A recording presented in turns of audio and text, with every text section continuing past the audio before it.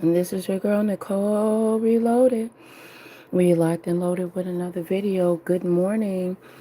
Happy Veterans Day. Do you know I got my tail up, y'all, thinking that I had to take the kids to school and got dressed. I'm yelling and screaming, talking about, you're gonna be late.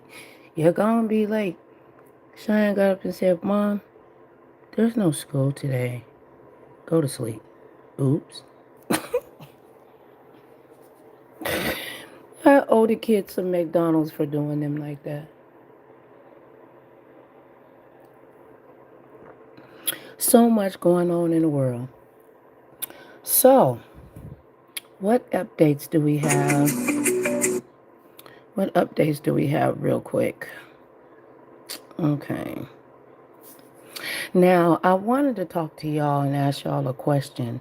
Do y'all know what no seams are? They're called no seams. They're these little mosquito gnat little bugs that have came into Las Vegas, and I'm allergic to them, and I'm getting towed up. If y'all have any advice on how to get rid of no seams, let me know.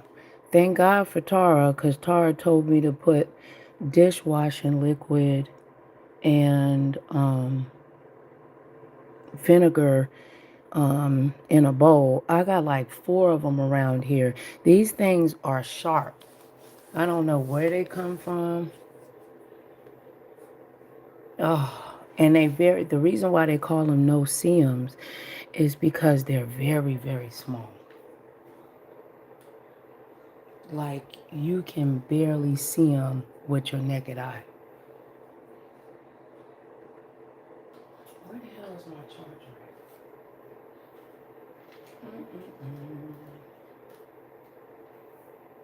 Let me get my charger.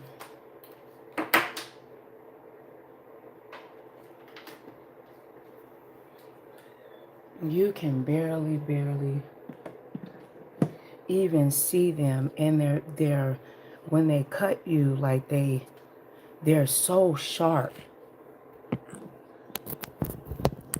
These hey baby, how you doing, Isno? I hope I pronounced your name right. Good morning, how you doing, baby?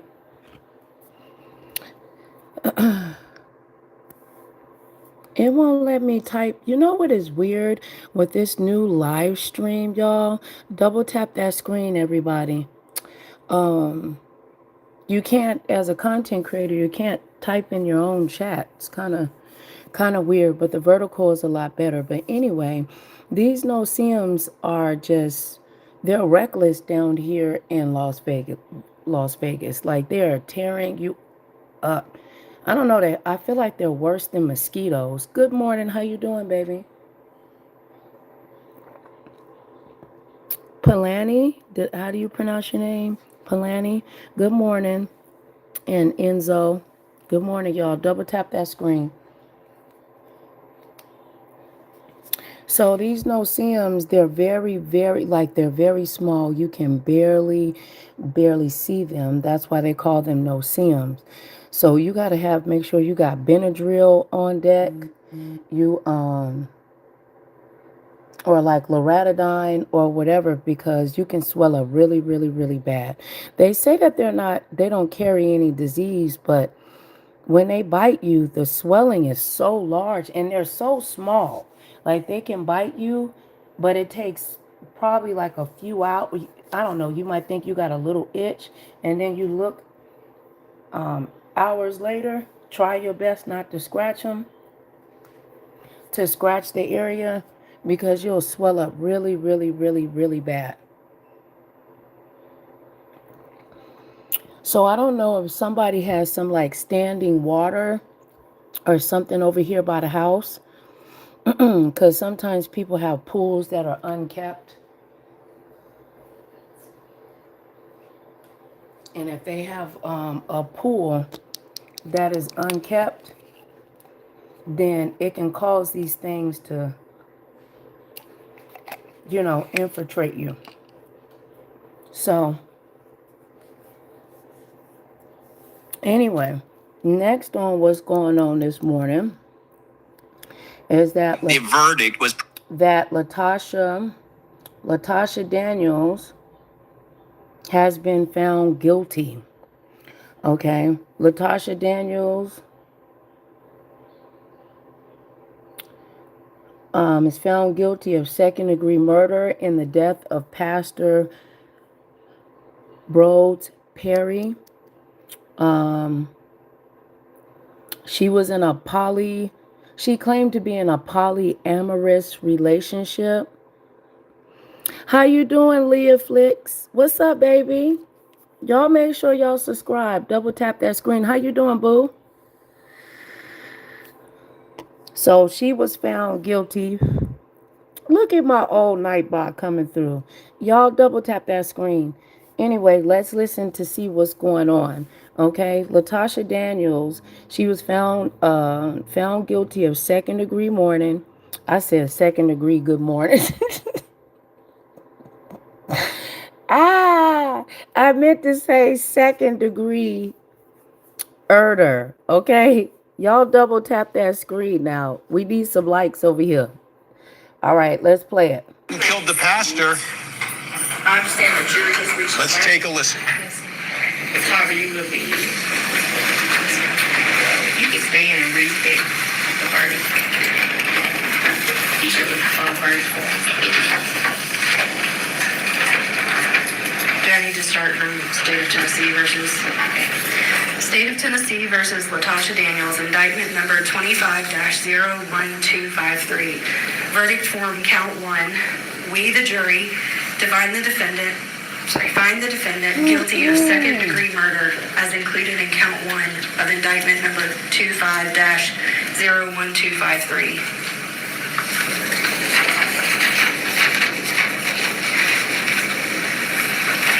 State of Tennessee versus Latasha Daniels, indictment number 25-01253. Verdict form count 2. We, the jury, find the defendant guilty of reckless endangerment as included in count 2 of indictment number 25-01253. State of Tennessee versus Latasha Daniels, indictment number 25-01253. Verdict form count 3. We, the jury, find the defendant not guilty in count 3 of indictment number 25-01253.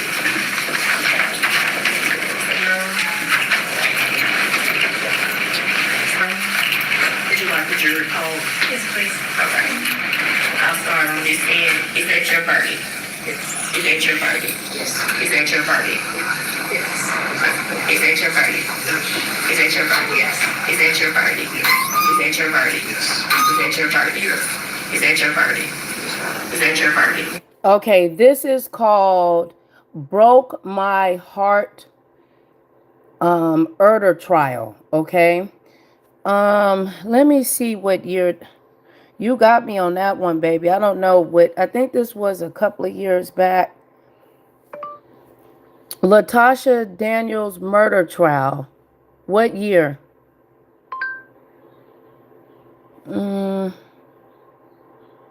Latasha, okay, she was found guilty in the 2019 unaliving of the Memphis pastor. Hold on.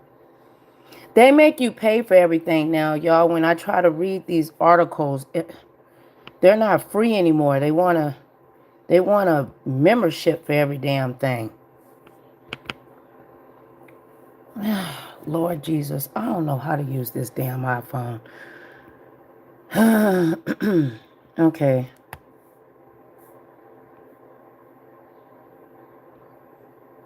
Okay, let me see, a regular news. Okay, jury finds woman guilty of lesser charges in 2019 unaliving of Memphis pastor. Latasha Daniels is accused of ooting a Memphis pastor and his wife. The wife survived in Conleyville home back in 2019. She was found guilty of shooting the Memphis pastor and his wife. She shot the wife in the shoulder. She actually got a pretty good deal versus what she did, y'all. Yeah. I mean, she was found guilty on second degree. She can still get out and have a life. She can still. How you go buy a gun, which is premeditated? You buy a gun, it's premeditated, and then you go over to the pastor house, have a conversation, and then on your way out the door, you start bow, bow, bow, bow. And all you get is second degree murder?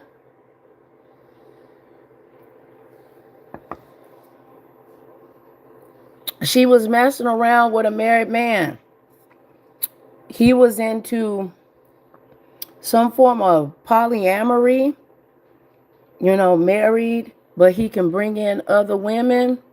And she was in love with this pastor. Yes. Is that your verdict? Yes. Is that your verdict? Yes. Is that your verdict? Yes. Now that you have concluded your service on this case, I thank you for your patience and conscientious attention to your duty as jurors.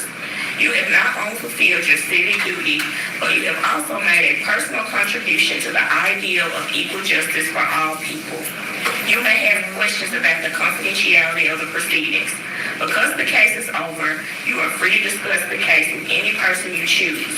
However, you do not have to talk to anyone about the case if you do not want to. If you tell someone you don't wish to talk about it and they continue to bother you, let the court know, so we can protect your privacy. If you do decide to discuss the case with anyone, I would suggest you treat it with a degree of solemnity, so that whatever you say, you will be willing to say in the presence of your fellow jurors or under oath here in open court in the presence of all the parties. Also, if you do decide to discuss the case, please respect the privacy of the views of your fellow jurors. Your fellow jurors fully and freely stated their opinions and deliberations with the understanding they were being expressed in confidence. Again, I thank you for your willingness to give up your time away from your accustomed pursuits and faithfully discharge your duties as jurors. You are now excused. I will be back to speak with you shortly, so I'll show you excused to the jury room.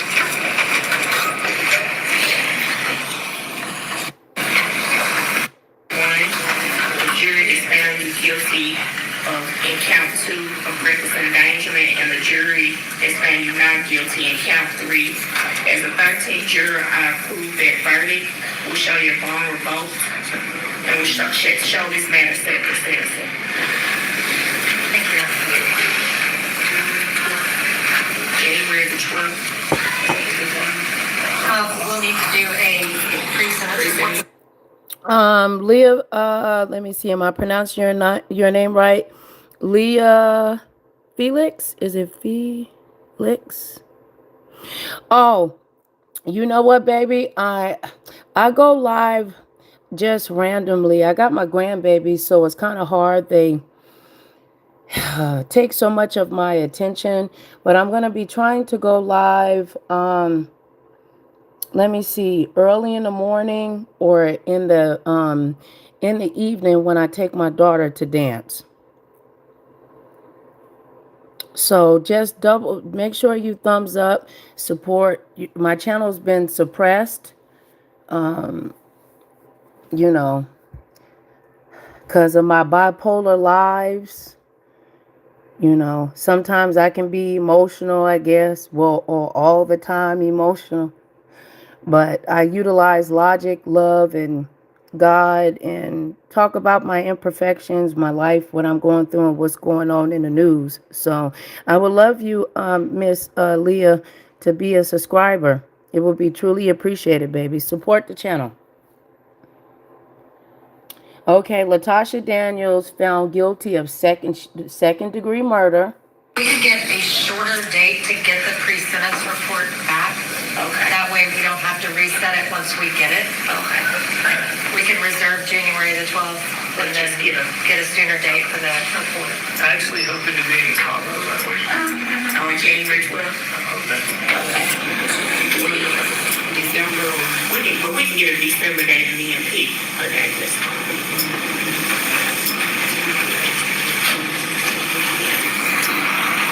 Her attorney Shirley got her a good wig, child. Let's skip to see what Vinny talking about. He was facing first degree. The allegation was premeditated murder. They had her on video purchasing the gun. She brought the gun to the pastor's house.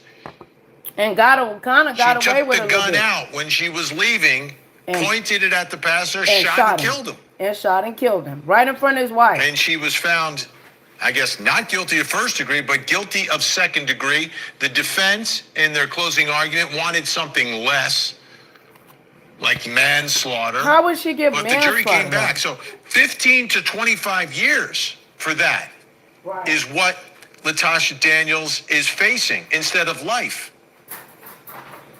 She'll have another chance here. She has an opportunity to potentially get out of prison. Now, 2 convictions, though. There's a second count, and that is a 3 to 15 for the criminal attempted reckless homicide or reckless endangerment. And that's for shooting Tabitha. Okay, so Tabitha is the wife of the pastor, and she shot her in the show. How you get the? I bet you that sometimes juries be think. I was married before, y'all. I'm divorced now. When you are married and cheating starts, it can get real dangerous. And I think that jury had some form of empathy for this lady to not give her first degree murder, even though she was the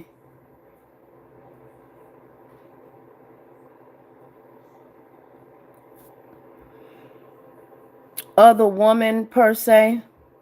I think sometimes you can find empathy within people that are married to be the side chick empathy, wife empathy. I think they probably like, no, you knew that your husband was cheating to the wife that got shot. But old girl get to lose her husband, get shot in the shoulder. She still can get out. This lady still can get out. Can y'all believe this? The name of the lady is Latasha Daniels. Shooting of the Memphis pastor in 2019. The pastor's wife. So the jury clearly was moved to some extent by the testimony of this defendant and the evidence in the case. Prosecutors, again, premeditation. She went to the store to... No, the wife, listen, Leah, the wife survived. Okay. Basically, Leah, what happened is that the pastor, the Memphis pastor, Rhodes Perry, told Miss Latasha to come over to the house, to the apartment. The wife and the husband was there. They were in the apartment having some type of discussion. On Latasha, on her way out the door, she shoots Pastor Bro Perry, bow, bow, bow, bow, and then turn the gun on Miss Perry, bow, and shoots her in the shoulder. So that's why she was found guilty of the other charge. But she wasn't found guilty of first degree murder.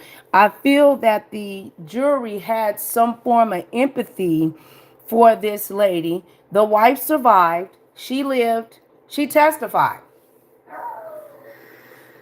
Unfortunately, Pastor Brody believed in polyamory, a form of polyamory. Okay, you get it now? Okay. By the gun. She brought the gun to the pastor's house. She got mad. She was upset. And she's leaving and she shot him. And it's a second-degree conviction. Here she is buying that gun. It's not like she always carried a gun, had a gun with her, and she just lost her mind. No, she bought the gun for a reason, and I guess the jury believed that the reason she bought the gun was to take her own life, which she never took. She killed the pastor. Let's bring in our think tank on this Friday night verdict. Criminal defense attorney Josh NicolesReloaded is with us, along with entertainment host Holland Reed. Great to see you both tonight. Josh, let's break this down first. I speak with criminal defense attorneys all the time. I say, don't you get tired of losing all your cases? But criminal defense attorneys look at things differently. Just because someone says guilty doesn't mean that it's a loss. And I think most criminal defense attorneys would mark this one off as some sort of a victory for them tonight. Yeah, this is hell yeah. Wait, let me slow that down. It's a little bit too fast by Vinny's. We'll do 125. The way Vinny speaks. I think this is a win for the defense. She was able to be a Jezebel. I don't know. I don't have respect for women that sleep with married men. I think, or men that sleep with married men, because of the covenant. When you go in front of God, especially if you're a Christian, you swear that you're going to be faithful. And now you got spirituality involved, and then you bring another woman or man into that relationship, can be very extremely dangerous, because now you mixing spirituality, relationship, marriage, and these hoes don't want to let go. They feel like but then you got the husband or the wife lying. Like the other case with the lady down in Atlanta, the Atlanta sheriff. Did you hear about that lady? She shot at the man 8 times. Shot at the man 8 times. And she a whole like sheriff deputy or something. And the lady married and she's like, pull my pants down. Pull my pants down. He like, let go of the gun. Pull my pants down. So you trying to get bucked with a whole gun in your damn hand and the bat, like you need that much dang-a-wang? Like, the devil is a liar. What do you think? That's absolutely right, Vinny. And, when you look at this case. Okay, you have a great day, Leah. Mwah. Thank you for coming over here, baby. Don't forget to subscribe and put the notification bell on all, okay? Because a lot of times, people don't get notifications. And I'll be doing a panel and stuff here pretty soon, so we can have different conversations. Giving you love, baby. First off, you'd like to think that the human heart is reasonable, right? It's not. We all know that simply isn't the case with a lot of people. That certain people live in the moment through their entire body. They bleed fire. They don't bleed tears, for example. And here, as a lawyer, it seemed like the verdict was pretty simple. That the defendant shot the victim, in this case, the first victim, and then reloaded the weapon and then attempted to fire again. For a lawyer, it seems like, well, she had an opportunity to see what was going on, to reflect, and then she decided to attempt to fire the weapon again. But jurors aren't necessarily going to think about it that way. They're much more attuned to reality. And reality says there's a human component here. There's an emotional component here, that a person who is distraught, who's devastated by the actions of a lover or a former lover, somebody who she's had a romantic relationship with and who doesn't feel like she's being treated the way that she wants to be treated, can have a breakdown. She's drowning in her emotions.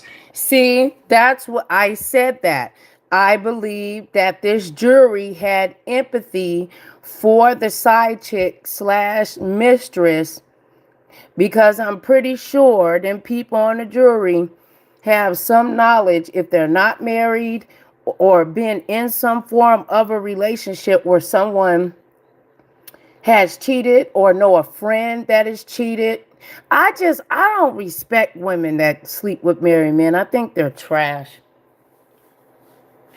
And some will say, don't blame. It's not up to the other woman. It's up to the husband or the wife to respect the marriage. I'm just in it to win it. I don't give a F about your husband. But the thing is, they make a covenant underneath God. And when you bring your Jezebel, ungodly, unsavory, stanky wanky, linky dinky, uncooty woody, all up in that spirituality, the devil gonna help all y'all play. And then there's gonna come a day where you have to pay. Which was what the defense was selling here, and the jury bought it. Holland Reed, your thoughts tonight, and the purchase of the gun, the explanation was, I was going to take my own life. She read her suicide note to the jury, the suicide that never happened. But there she is. She read her suicide note to this jury, and she was extremely emotional throughout it. And I think a lot of people are listening to it. I wonder where her attorneys got her wigs from, honey. They made her look soft. She was on that stand. Like, girl, if you wanted to unalive yourself, why you didn't put the bow in your mouth? But you was able to aim.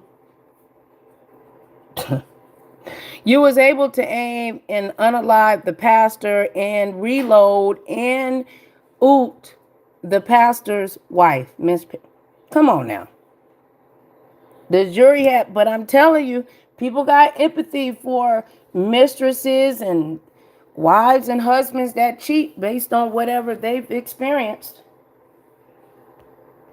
Also, we're moved to a certain extent. What are your thoughts tonight as we have this woman whose heart was broken, but ended up shooting the man who broke her heart and will someday have an opportunity to get out of prison? I think you're muted. Is there anything on your end? Let's check. I can jump in here. Well, we'll get, we're not going to. Go ahead, Josh. Well, as Holland gets we fix her microphone, we'll go to you, Josh. Go ahead.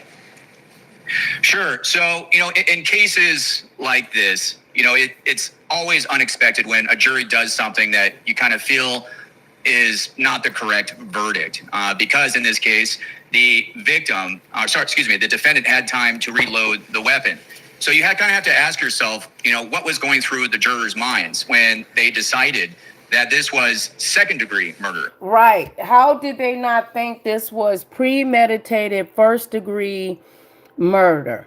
You know why? Because somebody on that jury has been a side chick or a side man, or has cheated, or knows a family member that cheated, or had parents of divorce that cheated.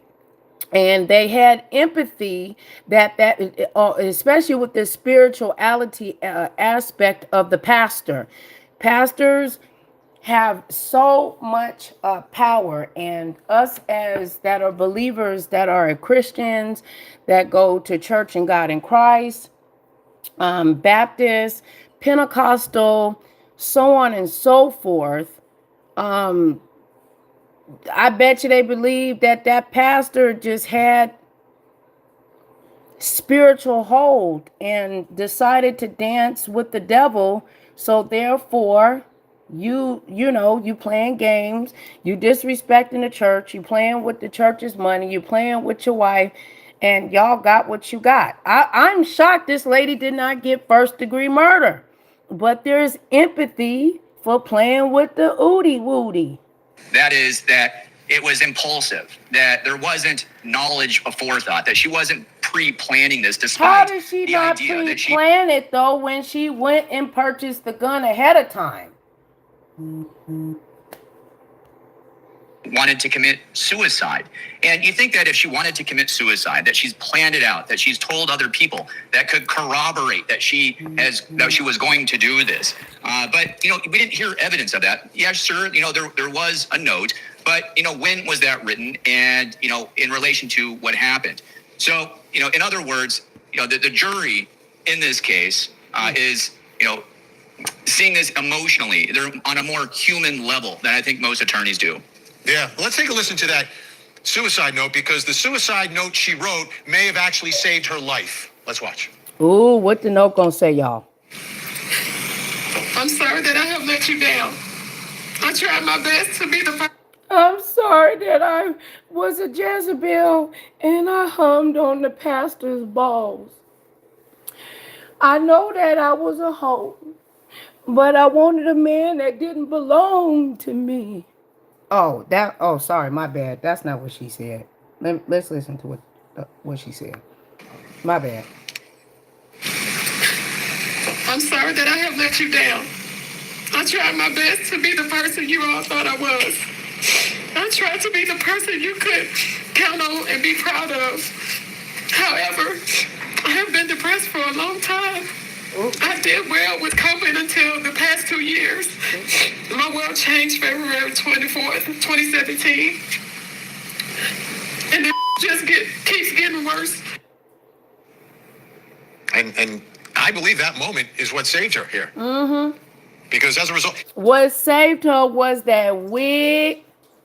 She had a good defense team. If y'all out there trying to cheat, you better hire this defense team. I wonder how she was able to afford them, child. They also found her not guilty of the third count, which was the use of a weapon. Like, I don't understand that. That's how I the don't pastor either. died. It was a gun. Like it was a gun. Like how did this lady almost got away with murder? Like she really. The devil comes to kill, steal, and destroy. But it's clear that this jury was sending a message that they don't want her sent away for the rest of her life. They want her to have an opportunity for a second chance, and she may very well get that. Sentencing is on December 17th. When we come back, we are going to talk about a shocking story involving a 10-year-old defendant, a 5-year-old victim, and we've got cameras in the courtroom for it. Plus, coming up next hour. Okay. Now, there's another case that I wanted to discuss. This is one of the most, I've heard a lot of cases, but this case really, really has done something to my spirit. A St. Louis mother trusted her boyfriend to watch her 2-year-old son, but police say what happened inside the home was pure evil. Breon Wells was found unresponsive and later unalived. An investigator said the boyfriend confessed to SA in unaliving of the toddler.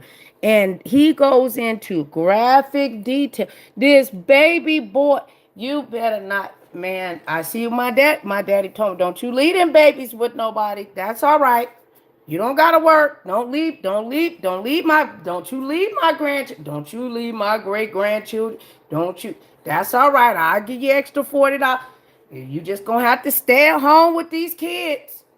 Because there's some evil people out there. They will harm and hurt your children. And they all over. They at the store. Remember that heavy set, dark-skinned African-American piece of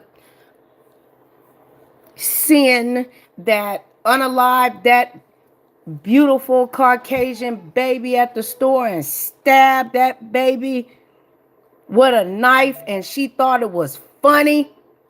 It ain't funny now that her big butt in court. I hope they take her down through there. When she get locked up, they gonna take care of her too. You can't just be killing God's children and think you gonna get away with it. We gotta protect the children. Listen to this, y'all. This is sick. No. 2-year-old Breon Wells was a happy, smiling toddler. But hours after being left with his mother's boyfriend, that joy was gone. Breon was dead, and police say what happened to him wasn't an accident. It was something far more sinister. The boyfriend eventually confessed, according to police, and the details are beyond chilling. because police say he admitted to sexually assaulting and strangling this baby. We are going to break down the details of this absolutely horrifying case and the shocking legal questions it raises. And we're going to do it all with a trial attorney who is bringing key insight into how something like this could happen. Welcome to Sidebar, presented by Law and Crime. I'm Jesse Weber. Obviously, this is a story we wanted to put a spotlight on. It's important to cover, okay? And the reason that we can do that is because of the amazing support that we get from our sponsor, Morgan & Morgan. I'm talking about America's largest personal injury law firm, a firm with over 1,000 attorneys. They have recovered $25 billion for more than 500,000 clients. In the past few months alone, a client in Florida received $12 million when insurance offered just $350,000. Out in Pennsylvania, another client was awarded $26 million. That is 40 times the insurer's offer. Morgan & Morgan, they make it easy to fight for what you deserve. You can even start a claim from your phone. So if you're injured, you can start a claim at forthepeople.com/LC sidebar. You can click the link below, or you can scan the QR code on screen. I want to start by warning you that the details of this story are extremely disturbing. It is every parent's worst nightmare. It's the kind of thing that you tell yourself could never, ever happen to you. You have a St. Louis mother, Bianca Wells, who left her 2-year-old son, Brian, with someone that she trusted completely, her own boyfriend, 21-year-old Nico Cotton. She went to work, believing that her happy, loving little boy was safe and sound. In fact, I'll tell you what, just look at this video of Brian that his aunt shared on Facebook, okay? This is the vibrant, joyful little boy that his family knew. Shake it.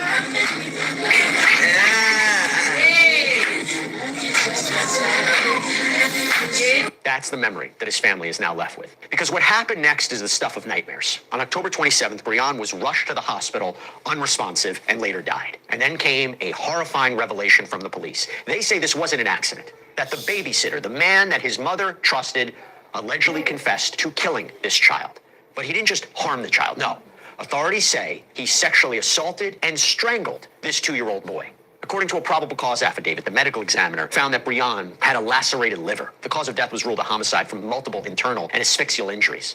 So how does a story that begins with the laugh of this sweet little boy end like this?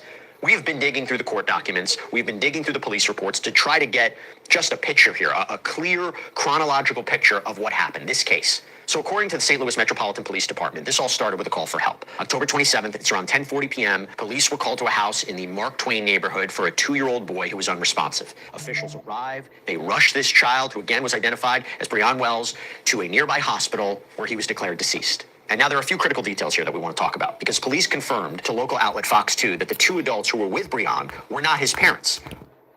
My grandson is 2 years old.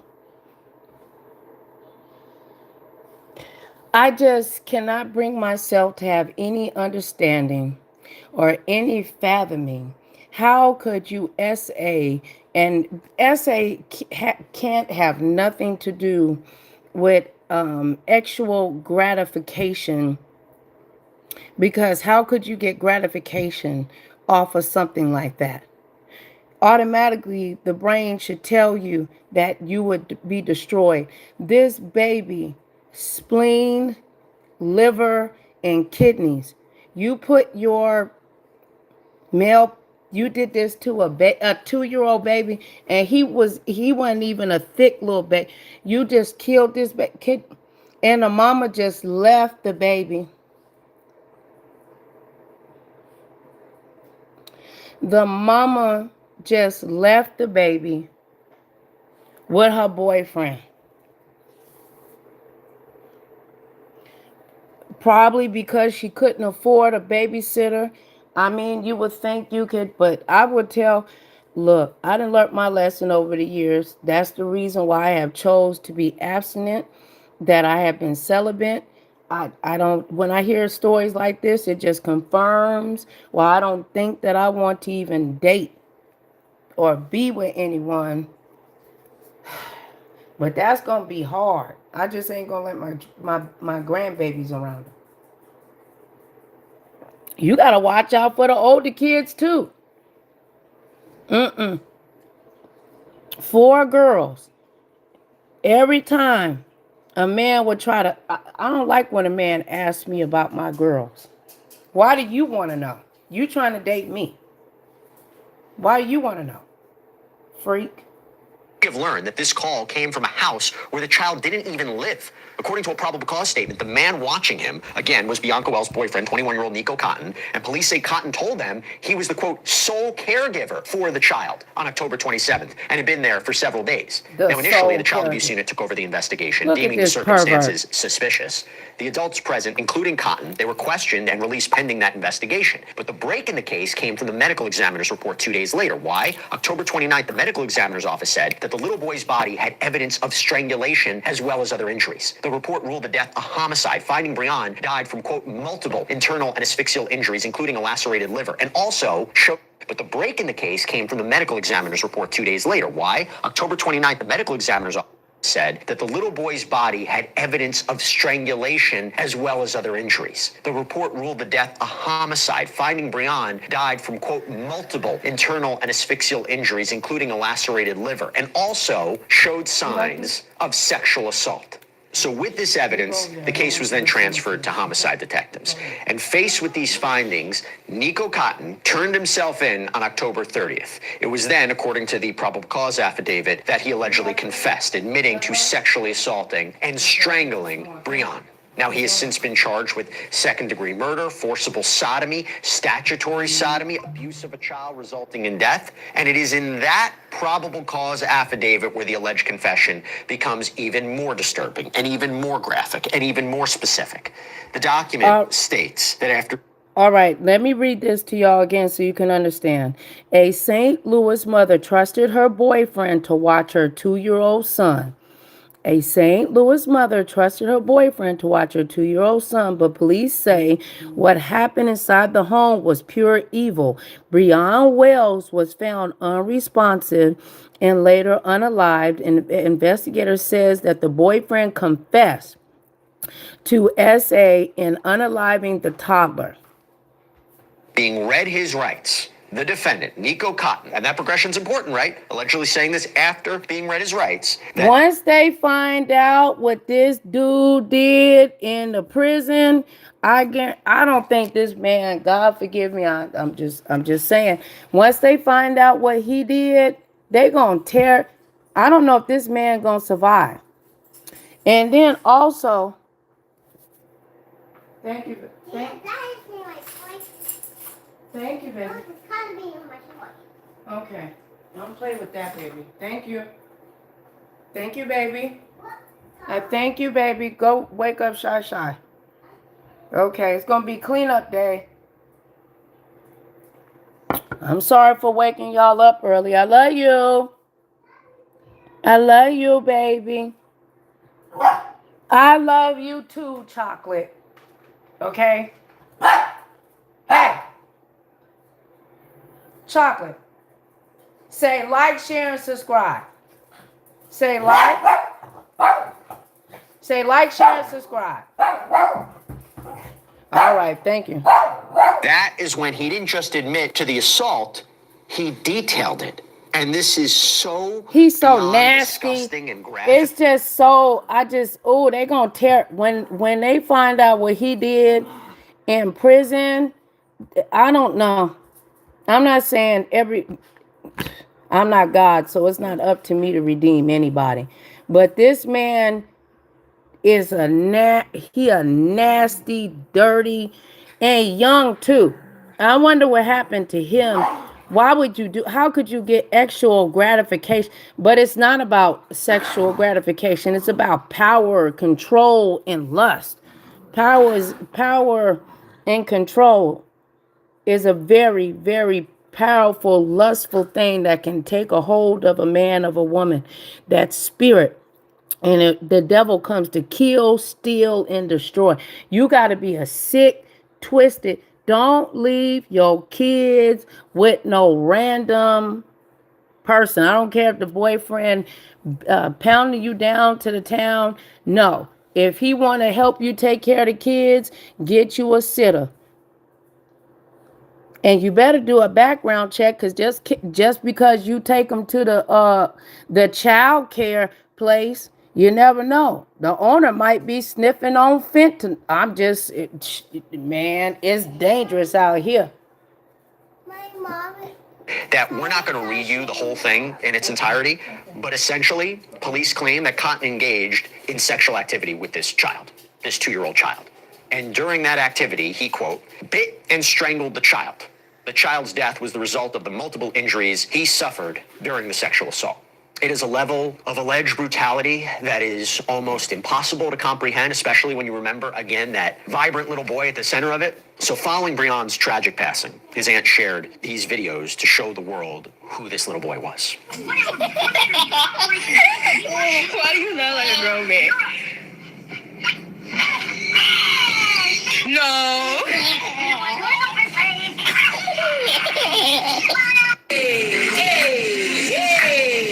Shake it. If you see this 2-year-old, so beautiful, babe. It's such a beautiful little baby boy. I go to my community wall, and I shared what we're looking at so you can see this baby. Oh, and my baby got my granddaughter got that same shirt that baby got on. I love every color.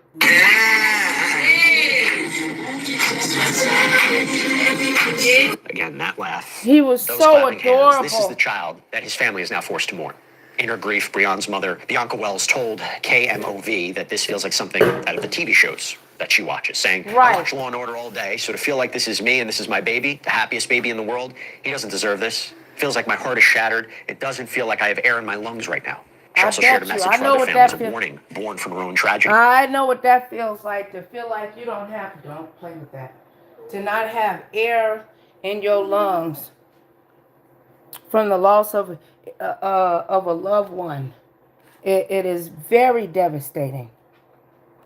There is nothing that hurts worse than the loss of a child.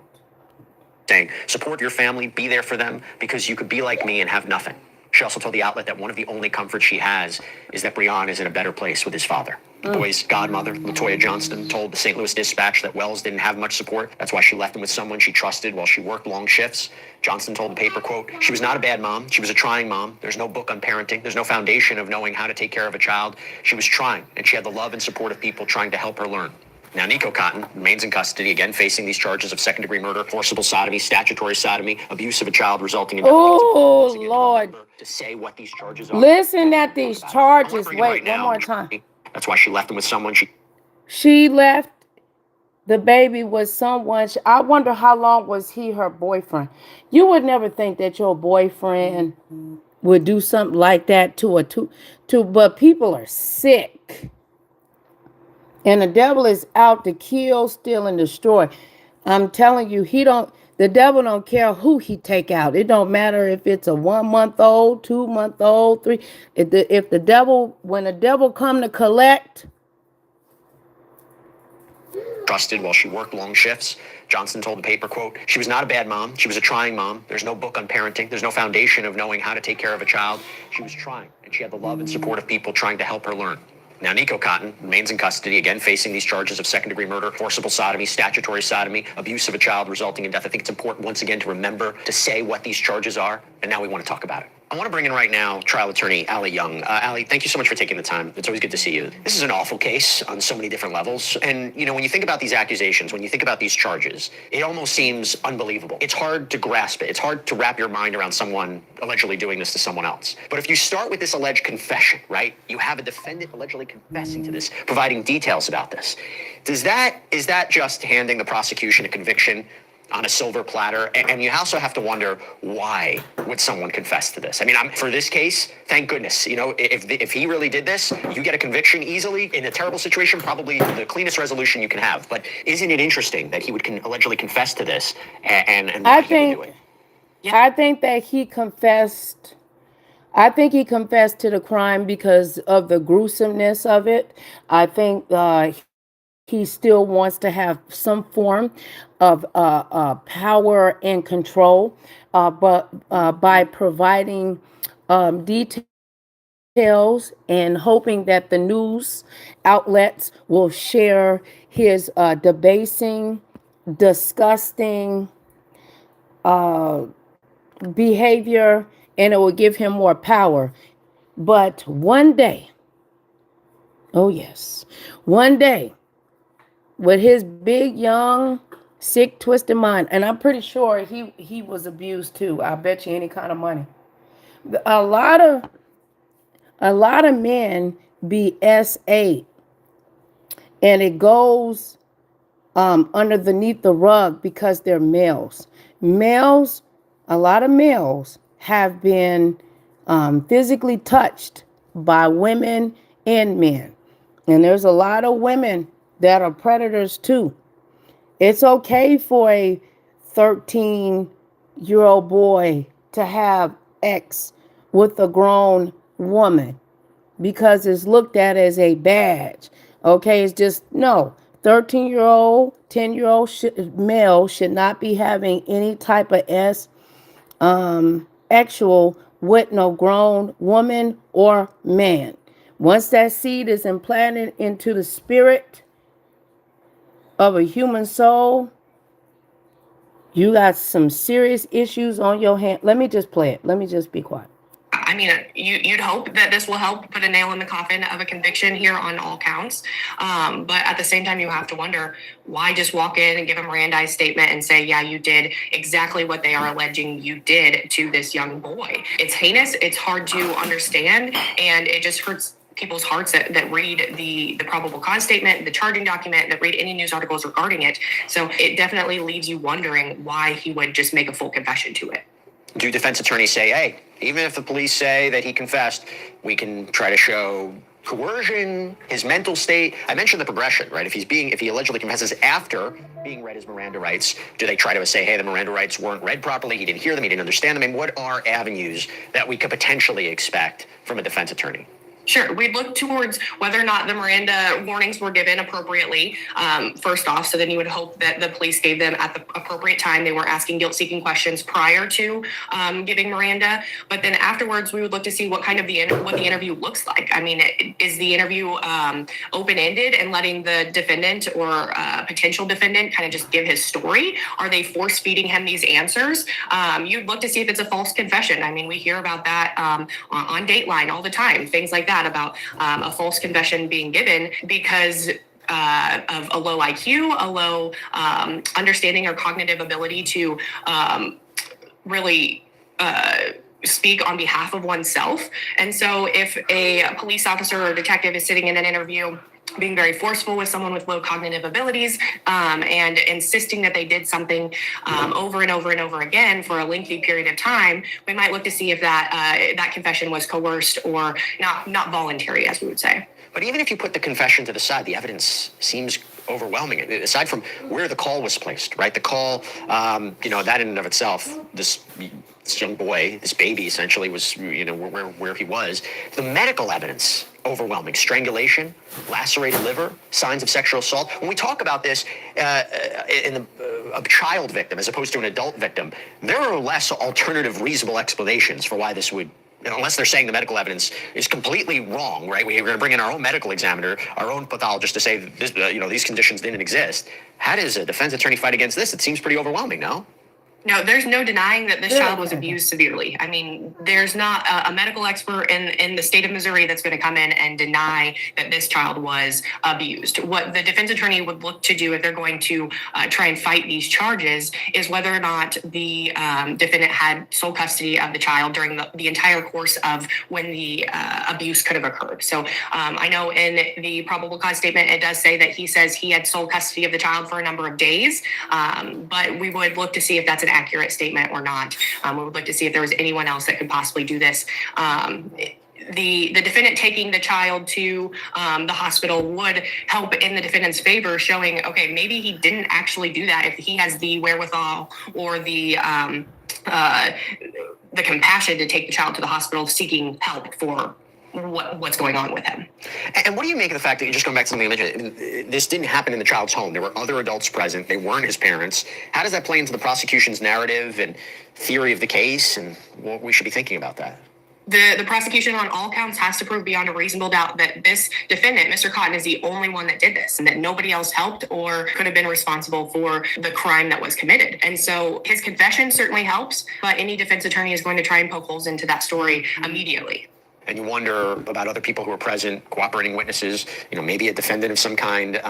It's hard to grasp it. Okay, let me ask you about the charges here. So Cotton's charged with second degree murder, not first degree murder. Can you break down the difference there? Sure. So first degree murder, there's got to be some deliberation. It's a mens rea issue. It's the mens rea of, did he knowingly or was he certainly aware that the conduct that he was doing was going to cause the victim to die? That's a first degree murder case. That is a hard case to prove it in a case like this where there's not a whole lot of evidence outside of the. But how could you not know a child of that weight, that small, that if you would SA them, just do the shock of it's so disgusting. This case makes me sick. Sexual assault. I think the strangulation could get you there if you were really wanting to go for the first degree murder and possibly the death penalty. The way to get there would be to show that, hey, the conduct that the defendant was doing was almost certain to cause the death of the victim. And we know that because he strangled the victim, or at least that's what he admits to doing. And the asphyxiation injuries would point to that. But then second degree murder is a easier case for the prosecutor to make because it just he just has to show that for the purpose of causing serious physical injury, the victim died because of the defendant's actions. And you charge abuse of a child resulting in death. That's like, at the very least, you can convict him on that, right? Sometimes you see these in prosecutions. It may be a lesser charge, an important charge, a felony nonetheless, but it's almost as if a jury were not to find him guilty of murder or sodomy, which we'll talk about in a second, you throw that charge in as at the very least, right?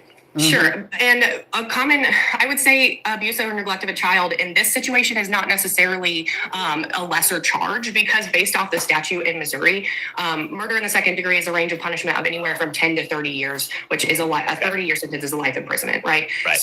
Abuse or neglect of a child is the same, a 10 to 30-year sentence. However, under the statute, if a child dies as a result of the defendant's conduct, the defendant is not eligible for probation and parole until they've served not less than 15 years of that sentence. So they have to have at least a 15-year sentence on that Class A felony of abuse or neglect of a child. On murder 2, there's no minimum as far as the 10 to 30 range. I appreciate making that distinction. So basically, he can get 15 years. 15 years for the child abuse portion that resulted in unaliving, and then you have the second degree. First degree unaliving is very, very difficult to prove because it's the mindset and premeditation. So that state did not think that premeditation was involved. It was just like an impulse. Okay.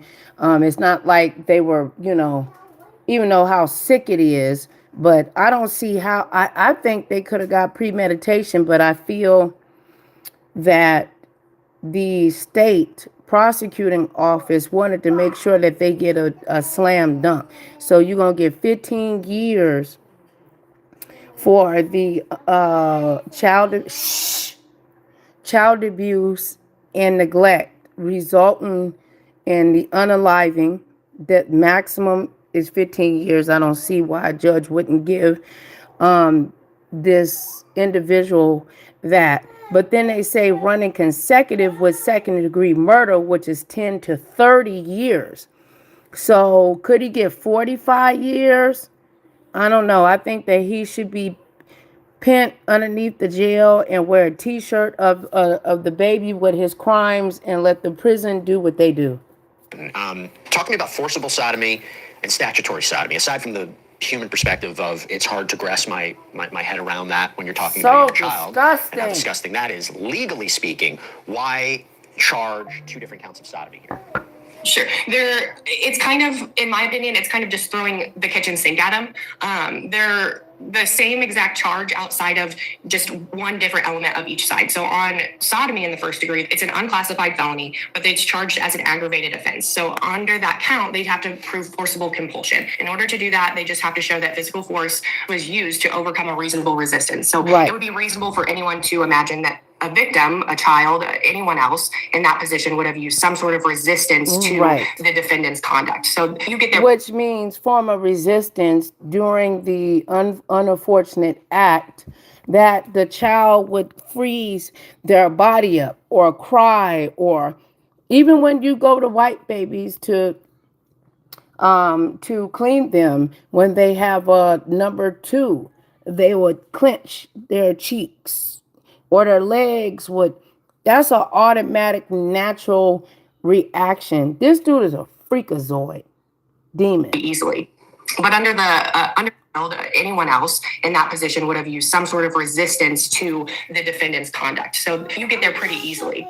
But under the under a subsection, if a prosecutor can prove aggravated sexual offense, it's a minimum term of imprisonment of 10 years. The other caveat to that is it has to be run consecutive to any other counts that are in the indictment. So it would have to be run consecutive to the amount of time that he gets in count 1, count 2, and count 4. And then similarly, in the statutory sodomy count, the prosecutor just has to show, obviously, the age of the child. And under this subsection, because he's under the age of 12, it's a life term or not to be less than 10 years. And so under those 2 unclassified felonies, they both have to be run consecutive to one another. So on count 3, he can do no less than 10 on that one. It has to be run consecutive to the no less than 15 on the count 2. It has to be run consecutive to the 10 to 30 on count 1, and then has to be run consecutive to whatever no less than 10 on count 4. So the amount of time that he's looking at just by these 4 counts based off of the way the statute reads in Missouri, it's a large amount of time just based off the minimum.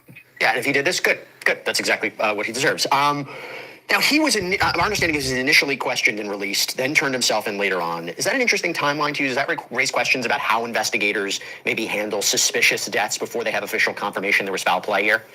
It's not unusual, especially in cases like this with a significant amount of medical evidence that is going to have to be gathered and turned over to the prosecutor. There's going to be a SANE exam done, which is a sexual assault examination. Maybe they recover DNA from the sexual assault examination. And then just from the injuries that a medical examiner would observe from the child, there has to be a determination of a homicide prior to issuing an arrest warrant. You know, one of the tragic aspects of this, Allie, and you cover a lot of these cases, is this mother was put in a very tough position. And there's been, I mentioned before, when you have a lack of resources, maybe a lack of support, you're a mother who has to work. Who do you trust your child with? This is a horrible, you don't trust case. your It is a child with tragedy. nobody. Our hearts go out to this mother, to this family. I don't even know what the lesson is here. I don't even know what could have been done it's differently. not the mama's when I saw fault. this case, it's like, how could you imagine something like this would happen? And how could you drop your baby off and go, you hand the baby off, you kiss the baby, you kiss the boyfriend, the girlfriend, however, the nana or whatever, you put the child on the bus.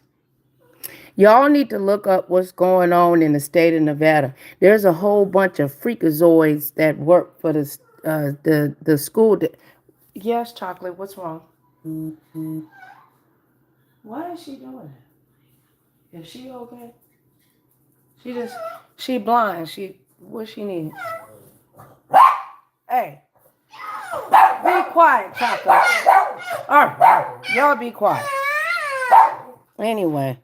All right, I'm about to make them now. I mean, Jesse, the last time you and I spoke, it was about a daycare worker killing a child in a daycare here in Missouri. And now we're talking about a family friend, some reports say it's her boyfriend, killing her own child in the most heinous of ways. The only lesson as a mother that I take away is protect my own child. I'm the only person I can trust to protect my own child. It's hard, it's devastating, and it's something that no mother should ever have to go through, no family should ever have to go through. And I can't imagine the grief and the overwhelming guilt that she's going to be feeling for the rest of her life. She knows that she left her child with somebody that did heinous things to her child, and she will no longer have her child. And I think about this, if this goes to trial, she would have to testify. And what a compelling witness she would be for the prosecution. What would the defense do? The defense would say, you trusted Mr. Cotton, right? I mean, you felt confident enough to leave your baby in his hands, right? I mean, I don't know what that would even look like. And aside from the pain and the trauma of her having to testify in a trial like this, but I imagine that's what it would look like. Unless you could use her to establish that there were other people that had care and possession of the child, then this may be a witness that the defense attorney stands up and says, I have no questions for this witness. Yeah, it's probably a We'll see if this even goes to trial. Allie Young, horrible case, but thank you so much for breaking it down for us and understanding what Mr. Cotton could be facing. Really, really appreciate it. Thank you. Mr. Cotton is facing a life of getting toe up in the prison system, because once they find out what he did to that beautiful baby, Justice, inside that prison, they don't like when you do that kind of stuff, and how volatile this disgusting man, to provide all the details, he's just a disgusting piece of trash. All right, so let's move on to Roland Martin. Hold on. Roland Martin and CharlemagneThaGod. Okay. Let's listen to Roland Martin and CharlemagneThaGod. Fallout, wrong, shutdown, take, crushed. Here we go. I know I got you. You're Democrats, do me a favor. Do not listen to people like CharlemagneThaGod. Okay? So Charlemagne was... Hold on, let me check my sound real quick to make sure we can hear, because I would be very upset if if there was no sound. So let me go back quick to make sure we can hear, because this case makes me sick. At the center of it, so following Breon's tragic passing. Okay, so the sound is okay. All right, so this portion of the live streaming show is going to be about Roland Martin and CharlemagneThaGod. Talking about this government shutdown, and he made a comment as related to what Democrats should be doing. Y'all have that? Okay, play it. Go ahead. What I don't understand, maybe, and I don't know, maybe you can explain it to me, that the healthcare is going to go up anyway because of the big, beautiful bill, because that didn't include the extension of the tax credits to keep the cost down. So if it's going up anyway, what's the point of Democrats taking the stand to keep the government still closed? At this point, the premiums, which the open Hi there. started, last It's currently 7:20 a.m. with a current temperature of 58 degrees Fahrenheit. A woman in Utah, she told ABC News that she opened her bill and saw that her monthly premium had already jumped from about $400 a month, Charlemagne, to over $2,000 a month. And so at this point, it's like, what's going to happen? Is it retroactive? Like, how is this going to work as we continue to go forward? So you're absolutely right. And the premiums are set for a year. So at this point, if the premiums have already gone up, if they set for a year, at least give the people some relief and get the government back open. Do not listen to what the hell he just said. That to me is beyond idiotic, because this battle that we're seeing is not solely about healthcare. Rebecca, I don't know what the hell that was. That was just bullshit. Look, what I heard was an exchange of two people who don't understand how this works. So what they're talking about are the health insurance premiums that are in the marketplace. The marketplaces are the state exchanges. The state exchanges is because of Obamacare, aka the Affordable Care Act. Here's the thing. Those premiums are effective January 1, 2026. You get about 60 days notice in most states. Some states put out their new expected premiums back in October, some kind of at the end of September. But this is giving notice of, hey, if you continue at the level of health insurance plan that you have, this is what you're going to start to pay effective January 1. And so the erroneous, I mean, this isn't just misinformation here. This starts to look like this is intentional disinformation. And for the audience, disinformation is where you have bad, misleading information that's intentionally targeted to a certain demographic. The demographic here is Black voters. The reason why is the Black voters are the base of the Democratic Party. Right now, the Democrats are in lockstep saying that, no, we're not going to give you the votes that you need in order to end this government shutdown. You Republicans need to come to us and work out a deal. And so by trying to talk to Black folks, so then Black folks can then talk to Democratic members of the House and Democratic members of the Senate to get Democrats to back down. That's what Charlemagne is trying to do here. What should happen if I was advising the Democratic Party is tell them, hey, look, there are some Republicans who have introduced clean resolution plus extension of the health insurance credits, sorry, not health insurance credits, but some of the discounts that the government will pay. So people aren't paying those exorbitant health insurance prices starting January 1. So this is disinformation that we're seeing that Charlemagne is doing. This is not just mistaken information. This is intentional, going after Black voters. Niambi, the reason I think it's bad advice is because when you are in political battles, you maximize your leverage. And when you are fighting on behalf of people, they understand that there are people who are not getting benefits. They know there are federal workers who are not. All right. Roland Martin fires back at CharlemagneThaGod shutdown comments, calling them beyond idiotic in the warning how misinformation aimed at black voters can do real political damage. Getting their paychecks as well. But they also are dealing with an administration that's been slashing and burning and firing people indiscriminately as well. So all this is wrapped up. So what you do not do is you do not capitulate. You do not back down. You don't go, oh, well, you know what, hey, we'll just go ahead and pack it in. No. You try to get as much as you can. Well, absolutely. And this is why Wendy Williams' sidekick should not be trusted with political information. I've long had a beef with Charlemagne, so let's just stop there. But I will say this is the exact point. This is why people need to do what it is that they do well. And when you don't understand health insurance or politics, you don't do that. You do entertainment news. Because what this is about is the fact that Republicans say want those premiums to go up and want them to go up permanently. That's why we're in this shutdown fight. That's why it's protracted. It is not on Democrats to just say, well, we'll give up everything so we can just open the government. That's not going to do anything for people come January when those insurance premiums go into effect. And the reason that people have been able to enjoy health care through the Affordable Care Act exchanges has largely been because of this subsidizing. And we did it during COVID. We can continue doing it. Republicans don't want to do it because they want to transfer money to their wealthy donors in the wealthy class. That is the conversation. And if you're not having that conversation, then you're not being sincere. And you are certainly doing a disservice to the millions of listeners who come on that show. And this might be the only bit of political news they get. And some of those very same listeners are getting their insurance through these exchanges. So this is irresponsible at best. It's malfeasance at worst. And I think this is what burns me up about this kind of stuff, is because expertise has gone out the window.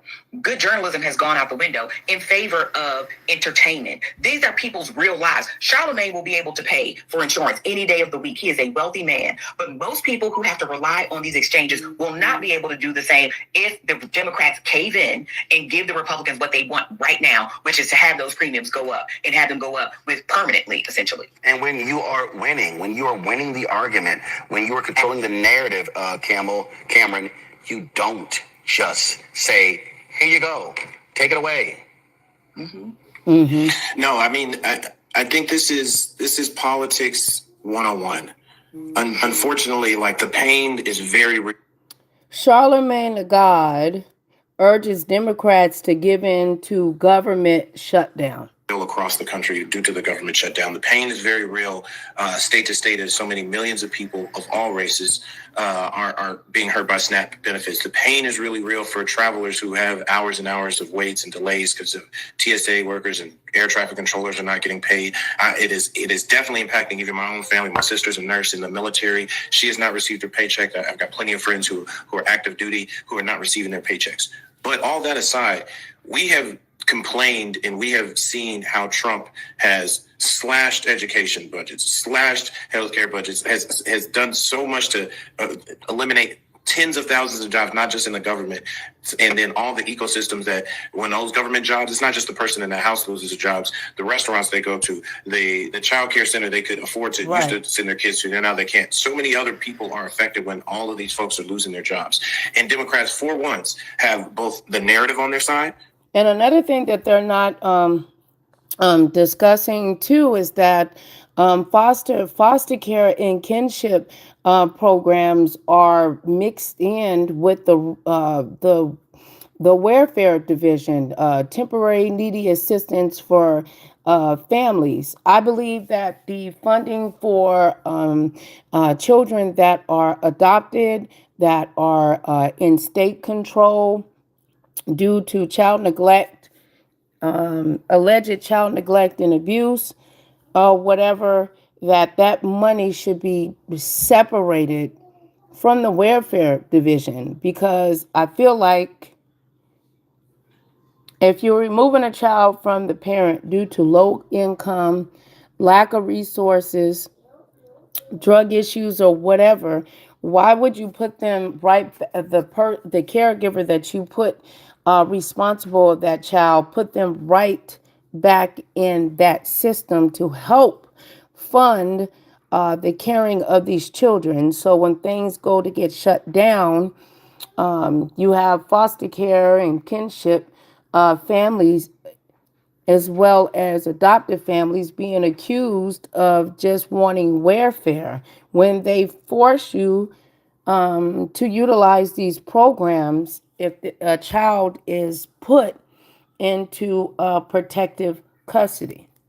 Because guess what? Republicans control the House, they control the Senate, they control the White House, and even though this is supposed to be nonpartisan, they control the Supreme Court as well. So they have all the levers of power. That it is on them to come up with something to, if they want to really reopen the government. But they realize that it is so untenable, especially when these ACA subsidies end at the end of the year, and they are hearing it in their districts that I can't afford a 50, 100, 150% increase in my healthcare. I'm going to have to come off of healthcare. And then hopefully I keep a job. I hope I keep my job that may be subsidizing the healthcare. And small businesses and large businesses are looking at to what levels they're going to fund their employees' healthcare because those costs are going up. So this is an opportunity where they need to do, and the Democratic Party, and I think they've been doing a good job. They can continue to even do better and do more to educate people on exactly why the government is shut down, what they are fighting for, and what they hope to see if the Republicans are to expect any votes from Democrats to reopen the government. Hello, I'm Isaac Hayes III. All right, now let's see what CharlemagneThaGod comes for Roland Martin. Ooh, here we go. He hard, yeah. Black Star Network. He hosts his show, Roland Martin Unfiltered, on YouTube. Oh, and let's not forget, he is a Democrat dancing machine. Oh, Roland will cut a rug for the Democrats, you hear me? Okay, he loves dancing for Democrats so much that he won't even go to the right when the Tootsie Roll is playing. Okay? Ooh, wait a minute. That's fine. Okay, respect to him. I didn't know he came for Roland Martin. Like, oh, Lord, he said that he attacked. Do y'all think that Roland Martin tap dances for the Democratic Party? Some may say, hell yeah. Some might say, hell no. Do Roland Martin stump for them Democrats? His political allegiance with Democrats. So it wasn't a surprise to me that Roland had an opinion on my opinion of this current government shutdown, because I feel like Democrats, even though they put up a great fight, it was a valiant effort in regard to healthcare. It was a fight they couldn't win right now. Okay, keyword right now. So open the government back up because people are out here suffering. Roland didn't like that. Okay, he posted this video with the headline, Beyond Idiotic, Roland tears down Charlemagne's shutdown misinformation. That's the word that got my attention, misinformation. What did I say that was misinformation? Well, let's listen to Roland Martin. Do me a favor. Do not listen to people like CharlemagneThaGod. Okay? So Charlemagne was talking about this government shutdown, and he made a comment as related to what Democrats should be doing. Y'all have that? You know what I don't understand, Mimi, and I don't know, maybe you can explain it to me. That the healthcare is going to go up anyway because of the big, beautiful bill, because that didn't include the extension of the tax credits to keep the cost down. So if it's going up anyway, what's the point of Democrats taking the stand to keep the government still closed? Mm-hmm. At this point, you're right, because the premiums, which the open enrollment started this weekend, November 1st, and so people are getting those letters in the mail. In fact, one person in Utah, a woman in Utah, she told ABC News that she opened her bill and saw that her monthly premium had already jumped from about $400 a month, Charlemagne, to over $2,000 a month. Right. And so at this point, it's like, what's going to happen? Is it retroactive? Like, how is this going to work as we continue to go forward? I know I got a bill for about $5,000. Right. And the premiums are set for a year. So at this point, if the premiums have already gone up, if they set for a year, at least give the people some relief and get the government back open, man. Do not listen to what the hell he just said. That to me is beyond idiotic, because this battle that we're seeing is not solely about healthcare. Rebecca, I don't know what the hell that was. That was just bull. Roland, what makes what I said BS? I said the healthcare is going to go up anyway because of the big, beautiful bill, because that didn't include the extension of the tax credits to keep the cost down. That's fact-based. Okay, Mimi pointed out that some people were already receiving higher premiums since the beginning of the open enrollment period. People have been receiving notices of higher premiums. So where was the misinformation? Roland, you may not agree that Dem should concede and vote for the government to be reopened, but don't say it's misinformation. Okay, maybe I gave too short an explanation. Maybe I oversimplified it. Maybe I should be clearer for the audience, and I will right now. When the big beautiful bill, or as Reverend Barber called it, the big deadly bill, or as Jasmine Crockett called it, the big ugly bill, when that bipartisan spending package Republicans forced through, when that was passed, Democrats failed to extend the ACA premium subsidies that were originally expanded under the American Rescue Plan and Inflation Reduction Act. Okay, without those tax credits, ACA or Obamacare premiums increase automatically, and they're already locked in for 2025 since insurers file and finalize their rates months ahead. So if healthcare premiums have already gone up and are fixed for the year, then keeping the government closed, the fight for lower premiums makes no sense to me, especially when on top of high healthcare prices, so many people are suffering right now because of the government shutdown. And that's what I care about, the people. Okay, that's why I said what I said, because of the people who are being hurt by this. Federal workers who haven't been paid in 40 days, they pass due on rent right now. Can't pay for child care right now. Hell, they can't pay for the health insurance they do have because they don't have any money coming in. Not to mention people not getting SNAP benefits. So how is what I said some BS? How is that misinformation? Once again, Roland, if you would have said I disagree with Charlemagne, Democrats should fight and not vote to reopen the government until some concessions are made on health care, cool, I would understand that. It's fair. But to say it's some BS and label it as misinformation, that's just a lie. And you did that on purpose. That was intentional to discredit me in the Breakfast Club, but we'll get back to that. He even had a sister by the name of Rebecca Carruthers come in and double down on the lie that we spread misinformation and accuse me of all types of treachery. Let's listen. Look, what I heard was an exchange of two people who don't understand how this works. So what they're talking about are the health insurance premiums that are in the marketplace. The marketplaces are the state exchanges. The state exchanges is because of Obamacare, aka the Affordable Care Act. Here's the thing. Those premiums are effective January 1, 2026.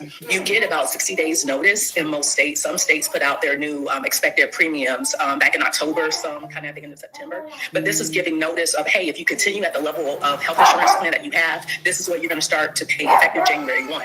And so the erroneous, I mean, this isn't just misinformation here. This starts to look like this is intentional disinformation. And for the audience, disinformation is where you have bad, misleading information that's intentionally targeted to a certain demographic. The demographic here is Black voters. The reason why is the Black voters are the base of the Democratic Party. Right now, the Democrats are in lockstep saying that, no, we're not going to give you the votes that you need in order to end this government shutdown. You Republicans need to come to us and work out a deal. And so by trying to talk to Black folks, so then Black folks can then talk to Democratic members of the House and Democratic members of the Senate to get Democrats to back down. That's what Charlemagne is trying to do here. So this is disinformation that we're seeing that Charlemagne is doing. This is not just mistaken information. This is intentional, going after Black voters.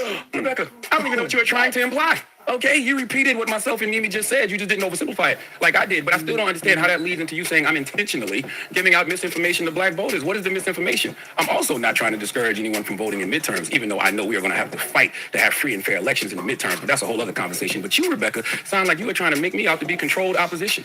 Let the record show I don't get paid by any political party. I've never taken money from a political candidate for anything. Can Roland Martin say the same? Again, what did I say that was misinformation? Okay, everything I said is actual and factual in regards to what's in the big, beautiful bill. If you disagree with me saying Democrats should vote to reopen the government, once again, that is fair. If you believe me saying I think Democrats have lost is wrong, I understand that too. But that's my opinion, not misinformation. You want to know why I think Democrats have already lost? I'll tell you my position. One, because the Trump administration practices authoritarian strategy. And they don't give a damn about working class people, and they damn sure don't care about the poor. Number two, Republicans are scared to death of that administration, and they have zero reason to make any concessions. They already have everything they want in the big, deadly bill.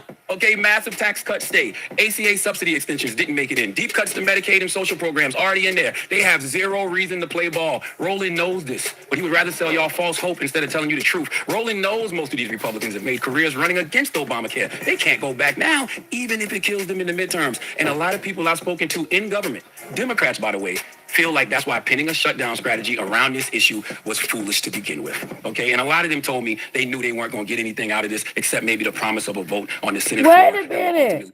Hey, Leah is back. Leah is back. Thank you, Leah. You still there, baby? Fail. That's why I said last week Democrats lost. Okay, as you can see, that seems to be the case because they reached a tentative agreement yesterday that does not include an extension of the ACA subsidies. And you know who will be one of the first people out here fake dragging Democrats for YouTube views because of that? Roland Martin. even though he knew that was going to be the obvious political outcome from the beginning. Now, listen, if Dems were able to get these authoritarian strategy-ass practicing Republicans to make some concessions on healthcare, I would be the first person on this radio saying I was wrong and applauding them. But I never saw it happening. That's why I said I think they lost. I'm sorry that y'all believe in MAGA more than I do, okay? But I applaud Democrats, okay? Dropping a clues bomb for Democrats. But doing something they don't normally do, and that's fighting. They threw a Hail Mary on behalf of the American people because they know the American people are about to get their asses kicked when it comes to these high-ass health insurance premiums courtesy of the Republicans. I would have loved for Democrats to get Republicans to fold and make some real concessions in regards to healthcare, but I just don't believe in MAGA's ability to do the right thing, especially when they have zero reason to, because they already got everything they want. Now, remember when Mehdi Hassan was here last week and he said, why do Democrats always have to be the adults in the room? Let's listen. But you cannot have a political system that always relies on only the Democratic Party being the responsible party. You just can't. America cannot survive. We've created, it's like having toddlers, right? The Republican Party are a bunch of toddlers, and everyone else has to be the adults in the room. And that cannot continue indefinitely. Mehdi is right, but the reason Dems have to be the adults in the room is because they are, okay? In regard to these current MAGA Republicans, Democrats absolutely are the adults, and we have to count on Democrats to do the right thing because Republicans won't. Republicans will let this whole society collapse right under the working class and poor people's feet because they don't care. Mehdi is right when he talks about how things are supposed to be, but that's not how things are. So yes, Democrats have to be the adults in the room because Republicans will have you choosing between starving or being sick, and some folks in this country have no choice but to do both. Now back to Roland. When people talk about the shutdown now, the first thing they bring up is the airlines. By the way, I told y'all on Thursday this shutdown wouldn't last much longer because of the airlines. It's always going to be corporate interest over the interest of the people in this country, but they talk about the airlines, they talk about the SNAP benefits, but those federal workers, sadly to me, get lost in this conversation. Salute to all the federal workers out there, okay? They're getting mentioned last now, and I don't like that. Federal workers aren't getting paid. Do we know what this means in a country where majority of people are living paycheck to paycheck? Roland said something when him and his panel were accusing us of misinformation. It was before he threw the Dr. Niambi Carter, I think her name is. Let's listen. Niambi, the reason I think it's bad advice is because when you are in political battles, you maximize your leverage. And when you are fighting on behalf of people, they understand that there are people who are not getting benefits. They know there are federal workers who are not getting their paychecks as well. But they also are dealing with an administration that's been slashing and burning and firing people indiscriminately as well. So all this is wrapped up. So what you do not do is you do not capitulate. You do not back down. You don't go, oh, well, you know what, hey, we'll just go ahead and pack it in. No. You try to get as much as you can. Well, absolutely. And this is why Wendy Williams' sidekick should not be trusted with political information. I've long had a beef with Charlemagne, so let's just stop there. I don't know why people think calling me Wendy Williams sidekick is a diss. Thank God I got that opportunity 20 years ago. That's one of the reasons I'm here now. But please tell the good Dr. Carter that I don't shine shoes anymore. And now she got beef for me. I never met you. Don't know you, but God bless you, sincerely. But in that exchange, Roland said they understand that there are people not getting their benefits. They understand there are federal workers not getting their paychecks. You know why Roland Martin can say that so nonchalantly? Because he's not potentially facing eviction because he hasn't paid his rent for the month. He doesn't need any money this month to pay for his child care. And SNAP benefits, food. Does Roland Martin, the boo-boo built ass, look like he's missing any meals? Huh? I'm with Senator Catherine Cortez Masto of Nevada. Okay, she's a Democrat. She said before the shutdown happened, we need a bipartisan solution to address this impending healthcare crisis, but we should not be swapping the pain of one group of Americans for another. That's my mindset. And maybe your mindset would be different if you actually spoke to some of these federal workers facing eviction, or if you spoke to some of these people who rely on food benefits. And that's what, and look, I don't know. I'm going to have to really review this. I'm siding on CharlemagneThaGod, and I was trying to express to you guys during the government shutdown how they have merged kinship and foster care and adoption monies for children that unfortunately end up in the system due to the lack of resources. The parents have lack of resources, the aggressiveness due to DCF, child welfare, so on and so forth. Those monies are also intertwined. What about the foster care kinship? Those programs. So then once it rolls its way down, okay, because they make you sign up for food stamps, Medicaid, Medicare, however it is. They make you sign up for all of these things. They make you take classes, all of the things that are things. If the money is not there, who is going to protect the children? But they want to say everybody is on welfare. And I just don't get it when they have that portion of the system allocated in the same system. Why won't they separate it?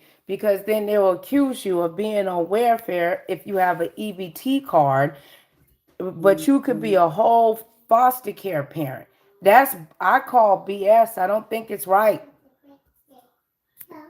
Also, Dims, if you was going to do a shutdown, why not have something in place for the federal workers who are going to need money, or the folks who are losing SNAP benefits? Hell, what's that guy's name? Timothy Mellon? He donated $130 million to help pay the U.S. military personnel. Where's the Democratic donors who are willing to do that for federal workers or people with no SNAP benefits? All you lobbyists who be giving to these Democratic campaigns. Where's the money for the IEPs, the independent educational program? That does not mean that the child is suffering from a form of, retard. Well, I don't even think that, but you know what I'm trying to say. What about that? There are so many what abouts. And even my experience of recent has been very, very strong that in regards to racial profiling. I'm doing my best to handle it. I'm going to speak to my therapist on how to handle and deal with racism. All I know is when, an abusive person comes up on me, regardless which, I'm just going to call out what you look like. If you're black and you're dark, you're going to be called a dark black. If you are white, you're going to be called white. It just what comes out. But I need to retrain my brain because I have to do better too, even though that these people are evil and want to create division and discourse. And at the end of the day, I lose. And I don't know. We're just in some difficult timing, y'all. Now is your time to shine for the people, baby. All the pharmaceutical lobbyists, pro-Israel lobbyists, the lobbyists that represent real estate interests. If you want Democrats to keep making this stand in regards to healthcare, dig deep into your pockets and find some relief for the constituents of these people being impacted by the government shutdown. Once again, we can have an ideological discussion about the government shutdown. We can agree to disagree on that. But to say that I put out misinformation, that's just a fat, rotund Martin lie. Now, I like that. Wait a minute, hold on. Okay, dig deep into your pockets and find some relief for the constituents of these people being impacted by the government shutdown. Once again, we can have an ideological discussion about the government shutdown. We can agree to disagree on that. But to say that I put out misinformation, that's just a fat, rotund Martin lie. I do have a difficult time trying to follow Roland Martin. And he does have awesome guests, extremely educated people. I still love him.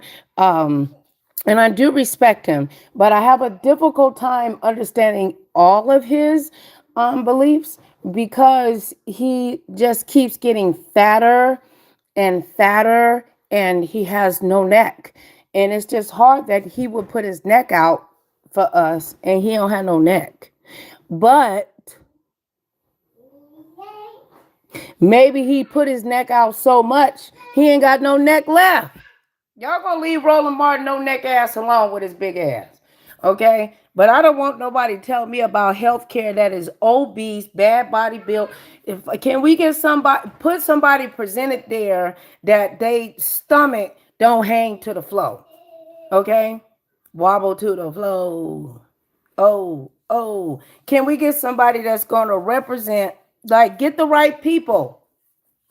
The people that have been affected by healthcare, put them in front, put them in there, okay? And Black people, all people, Americans, we need to lose weight. But Black folks, we need to lose weight. We're overweight, and that's why Ovid took us out, a lot of our family members, because there was underlying medical issues, and they gave a lot of us that medication, and it triggered stuff in our body that was suppressed.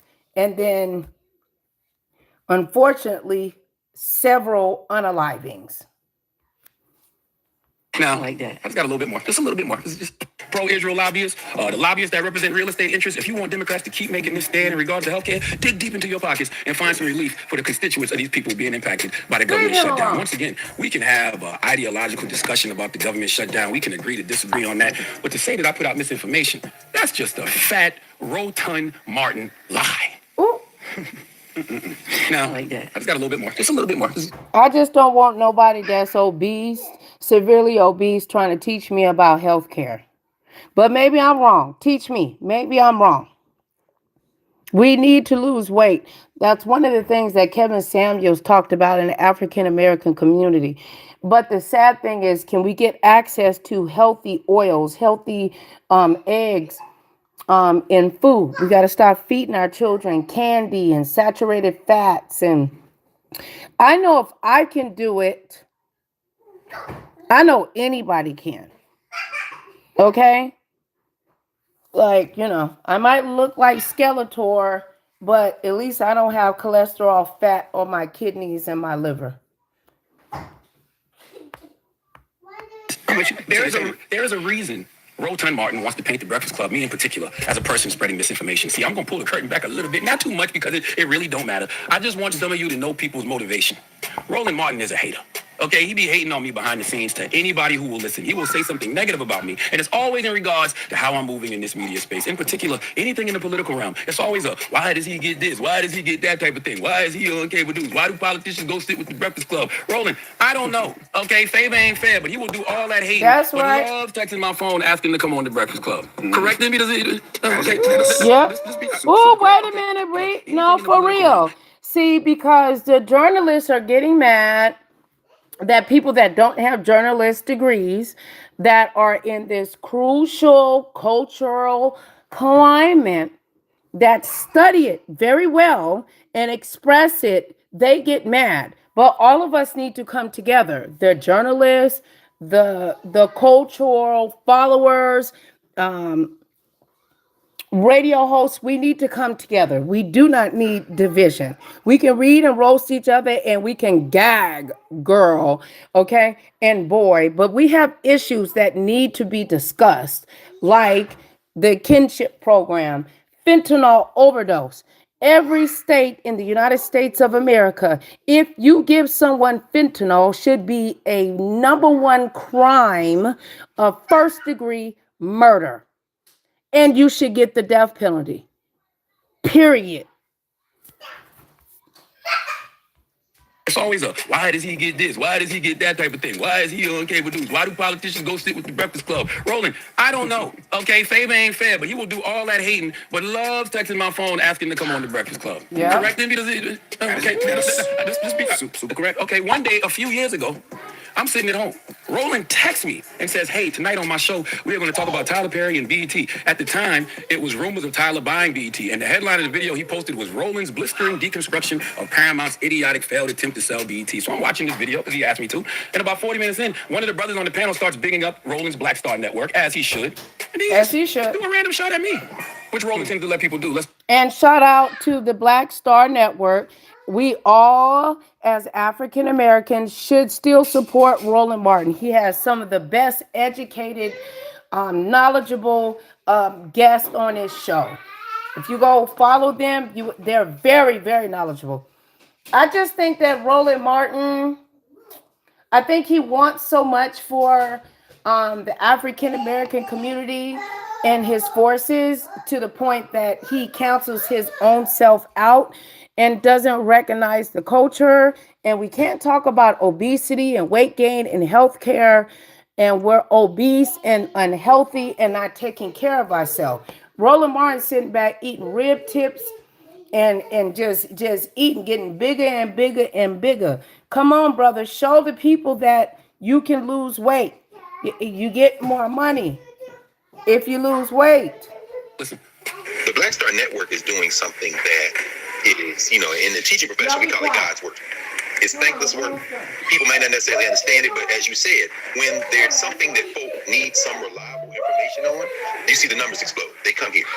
And Lauren, when you said you watch YouTube a lot, I mean, I try to stay out of digital world because I try to continue to be analog, as you can see, but I can't fight the future. So I look at YouTube a lot too for that very same reason. And I'm saying this to say that, you know, we saw what happened to Bomani Jones at HBO or ESPN. High quality analysis. He couldn't stand. And then you see them throw something out, Comedy Central, Brother Leonard or Charlemagne, whatever he calls himself. That ain't high quality analysis. My brother, I don't know your name, but you can big up the Black Star Network without throwing shots at what I was doing on Comedy Central at the time. You can love on Roland and big up what he does without slandering me, but whatever. If that's what you got to do to remain in rotation on Roland's YouTube page, God bless you too. Now, in that same episode, Roland had this to say about me. Mind you, he texted my phone and told me to tune in and listen. You know what? I have not said this publicly, but I'm going to go ahead and say this.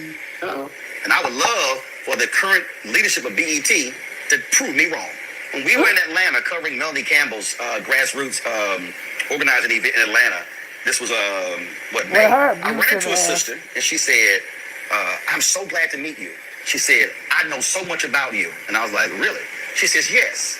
She says, after the death of George Floyd, she said, the leaders of BET came to me and said, it's time for us to do a news show. And she said, I ran the research. And she said, we did exhaustive research.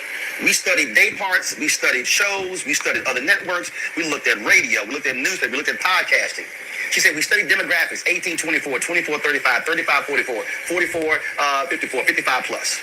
And she said, after we ran all the metrics, she said the research came back, and the number one person they said, Black America said they wanted to see host a news show on BET was you. Yes, and that's true. We do want. She said it was you. We do want Roland Martin to do his thing, but we want you to lose weight so we can see your neck, so we can fight against obesity and the arrogance of these demagogues. See, we're unconsciously becoming baby demagogues because there's a spirit that is online, and ego and arrogance gets involved and the job does not get done. Racism is moving faster than it ever has. And people are, you got African Americans unaliving children in enormous amounts of numbers. The murder is just rising and rising, and as well in the Caucasian community. We are all human beings. People, we are divisive. What about the man and woman getting married? You know, then we got the transgender movement. We got all of these things, and they're clashing, and nobody is sitting down and say, we need to have a talk. Each culture, Caucasian woman, Caucasian man. Black woman, Black man. Indian woman, Indian man.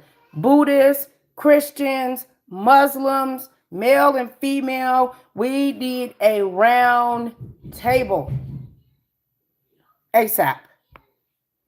And in the Black church, oh, I ain't even got on y'all yet. Y'all should be ashamed of yourself, the church and God in Christ, for all that freaky ass that's going, freaky ass nigga, freaky ass, just freaks, raping and robbing, killing and stealing.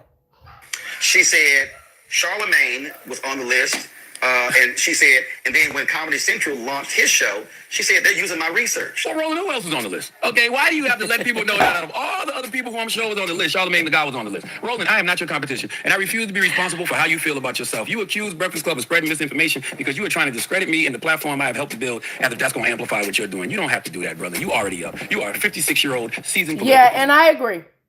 I don't think that either one of them should be coming for each other. Both of those brothers are needed. And Roland Martin, no neck ass, is an arrogant man. He's a very educated man. And I know, but I can see his power and his plight. He did create Black Star Network. He did get kicked off of those other networks. And he has one of the strongest platforms. We need to support each other and not downgrade. I mean, CharlemagneThaGod is not perfect. He's done a lot of bullshit, but I don't know. Let's just say through the Breakfast Club, There has been great information and informed information. If you need the college idiot, there you go. Right? Or no? You have a lot of respect in the space of political commentary. You are a trusted source for a lot of people, Roland. Be secure in that and stop projecting your insecurities onto me. There's a lot of things I disagree with Roland on, and even with knowing he be sneak dissing, not once until today have I ever spoken on him in a public manner, and it's never been disparaging. Right. No, and I've been watching CharlemagneThaGod for many. I have never heard him, but like my eyes see everything. But I've been watching The Breakfast Club for many years. And CharlemagneThaGod will reach out if you try to, have a conversation with him. Not that I'm on his side. I'm just thinking about, okay, and I do understand the stop it, y'all. The false journalism and the lies. There is a difference. Journalists do go to school. I always thought Tariq Nasheed calling him Gerald Dessert was hilarious. But Roland out here lying, accusing us of spreading misinformation, that's an intentional attack to discredit us. What if I did an intentional attack to discredit you? What if I said, could someone out there make me an AI video? Okay, I want an AI video of the Stephanie Mills challenge. And I want Chuck Schumer and Hakeem Jeffrey singing, I never knew love like this before. And I want Roland Martin in the background of that video dancing for Democrats like he do. I'm talking boogieing for biscuits. And I want the caption to say, we told Roland Martin he can cut in line at the all-you-can-eat bussy buffet, and he agreed to be our backup dancer. What if I asked people to do that for me? That would be an intentional attack. But I'm not going to do that. All I'm going to ask you to do, sir, is don't tell no lie on me, and I won't speak truth about you. Please give Roland Martin the biggest hee-haw. Hee-haw. Hee-haw. Let me tell you something here, Shola. I need to take a class, honey, because wait, hold on, and then you got Just Hilarious, where that T.S. Madison and her and the trans girls are arguing, and they saying that Just Hilarious look like a man and got a bell pepper nose and all of that. We need to have a discussion over here about female femininity and protection of female femininity protection. Okay? Even with our bell pepper nose, bad body build, wide body, skinny body, Skeletor, whatever, female protection. professionally respond to somebody, I sit back and I cackle. Okay, my flavor was just gas this sweetie. Like I need stuff because every time I clear back, I get in trouble. But this was a long time coming on. God bless everybody involved. This was a long time coming. God bless everybody involved. And be relaxed. It's cool. I said enough. But everybody God bless you. notes, take classes.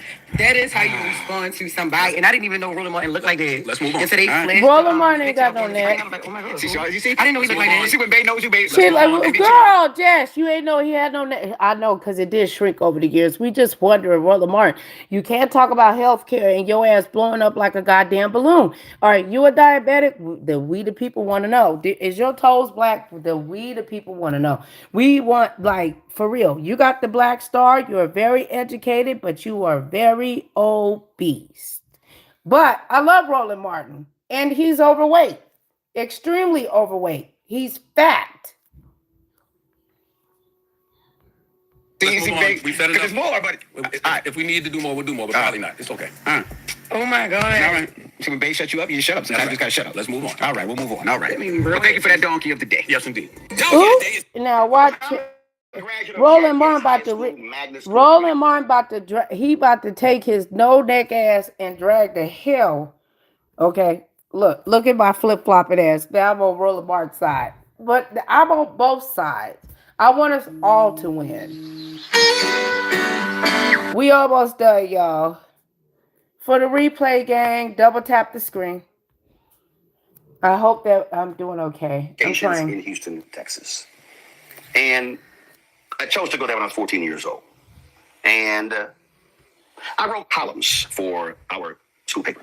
So I've had people responding to things that I have said that they disagree with since I was 17 years old.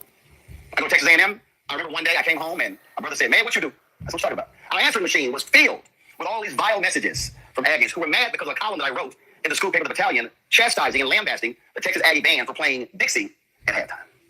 When I interned and worked at the Bryan College Station Eagle, I wrote opinion pieces.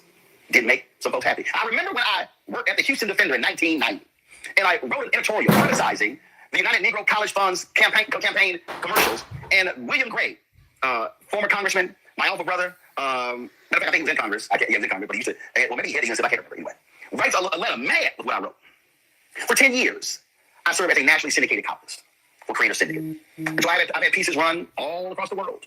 So don't think for a second that I'm not used to people taking exception to something that I say or that I write. Today on The Breakfast Club, Charlemagne took exception to a segment we did last week where two panelists said that he speaks or provides misinformation. And so he made a whole bunch of comments, some personal attacks. And let me be real clear. I don't give a damn what you say about my weight. I don't give a damn what you say about my neck. I don't give a damn what you say about my hairline. I don't give a damn about Wait, but Roland, you do care because you wouldn't address it. Like, I'm thinking about what I want to go to college for. Do I want to go for security, AI? Do I want to be an attorney? What do I want to, like, come on, Roland Martin. You do need to lose some weight. It's hard to have representatives that are not looking and playing the part. You are overweight, brother, and we mean that respectfully. We be dragging because we can't see your neck because your head keep getting fatter because you eating unhealthy food. Now, if you do have a genetic disorder that causes you to have more weight on you, then share that with the people, okay? Because everybody can't get skinny. Okay, and let me tell y'all, I had that weight loss surgery. I'm telling y'all, I ain't happy with it, with all the things neither. Okay, I'm over here looking like Skeletor woman, but I don't have diabetes, high blood pressure, all of the things that come, with being overweight. Black folks are used to eating healthy foods. They took us and entrapped us, brought us to America. And African Americans are getting fed slop, and it's still unconscionably inside of us to eat unhealthy foods, very unhealthy, saturated fats. That is causing us to have cancer. That is killing us.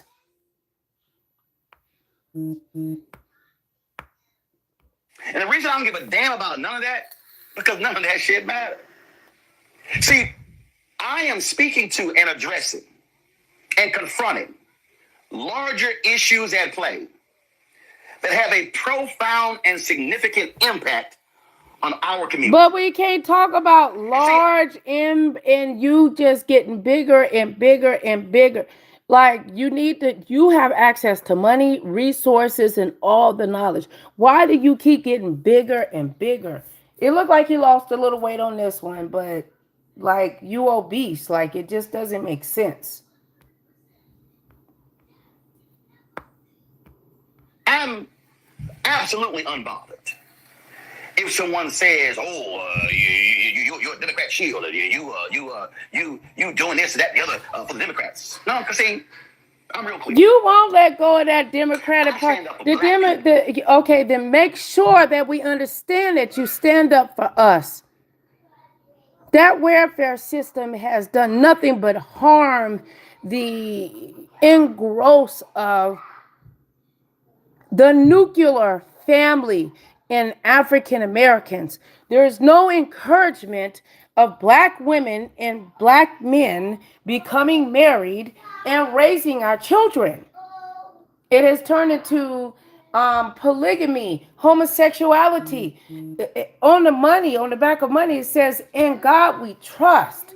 It takes a man and a woman, regardless of your sexual orientation. You still need a man and a woman to get down to create babies. I stand up for Black people on the local level, the state level, the national level, international level. I fight on behalf of Black people. I've worked in Black-owned media, not Black-targeted media. iHeartRadio owns The Breakfast Club. That's Black-targeted. That's not Black-owned. So I've worked on Black-owned media since 1990. That's 35 years. I'll be 57 on Friday. That's 35 years. See, when I was at CNN, I was with TV1. I was with WVON Radio in Chicago. And then later during the time during the morning show. So when you ride for black people, then you are clear in what your focus, your mission, and your agenda is. And you see, for me, my mission is I stand on truth and facts. Max Robinson, the first black network news anchor, ABC, was dying of AIDS. In 1988, he was addressing some Howard University students and alumni. He said to them, never ever lose your integrity or your credibility, because in the end, that's all you got. Chris Metzler, God rest his soul. Chris was a black Republican, black conservative. And Chris and I used to always laugh and talk because a lot of these Republicans, well, man, Chris, I see you go on Roland's show, and I don't understand. When you go on Roland's show, he don't yell at you. He don't interrupt you. Chris said, because I don't lie like y'all. He said, you fools come on Roland's show lying, and I ain't stupid. He said, if I come on Roland's show and I start lying, he gonna jack me up too. Why? Because I operate in facts. I believe that what our people, that is our people, meaning really all people, what our people need are relevant, factual, credible sources of information that they can trust explicitly. In fact, that's interesting. I was going through a few text messages. We're not doing that. Between Charlemagne and I over the years. September 1st, 2024. I always go hard for the truth and facts, whether white or black. And this is why I tell black folks to pick credible black-owned media. I simply can't sacrifice the truth for anyone. I've been in journalism since I was 14. Nothing has changed in 41 years. I also said, I'm not hard on us, I'm hard on facts. And what I don't like is when people spew things that are not factual, and then others take it to believe it is true. It has been the case for my entire career.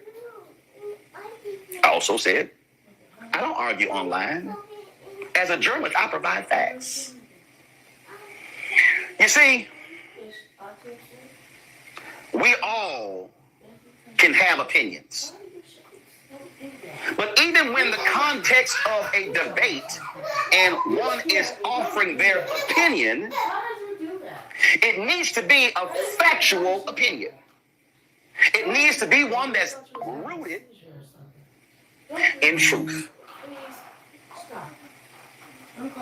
Because the general public does not necessarily distinguish between who's a journalist and who's not. Who's a journalist and who's a DJ. Who's a journalist, who's a shot jock. Who's a journalist and who's a radio host. Who's a journalist, who's a podcaster. Who's a journalist and who has a digital show. Because see, the public just sees all media. But there are clear distinctions in terms of our roles and responsibilities. And I thought about that when I saw, because I landed in Bermuda, and all these text messages and whatever, and people would hit me up, said, oh, did you see it? No, I didn't. I was literally in the air.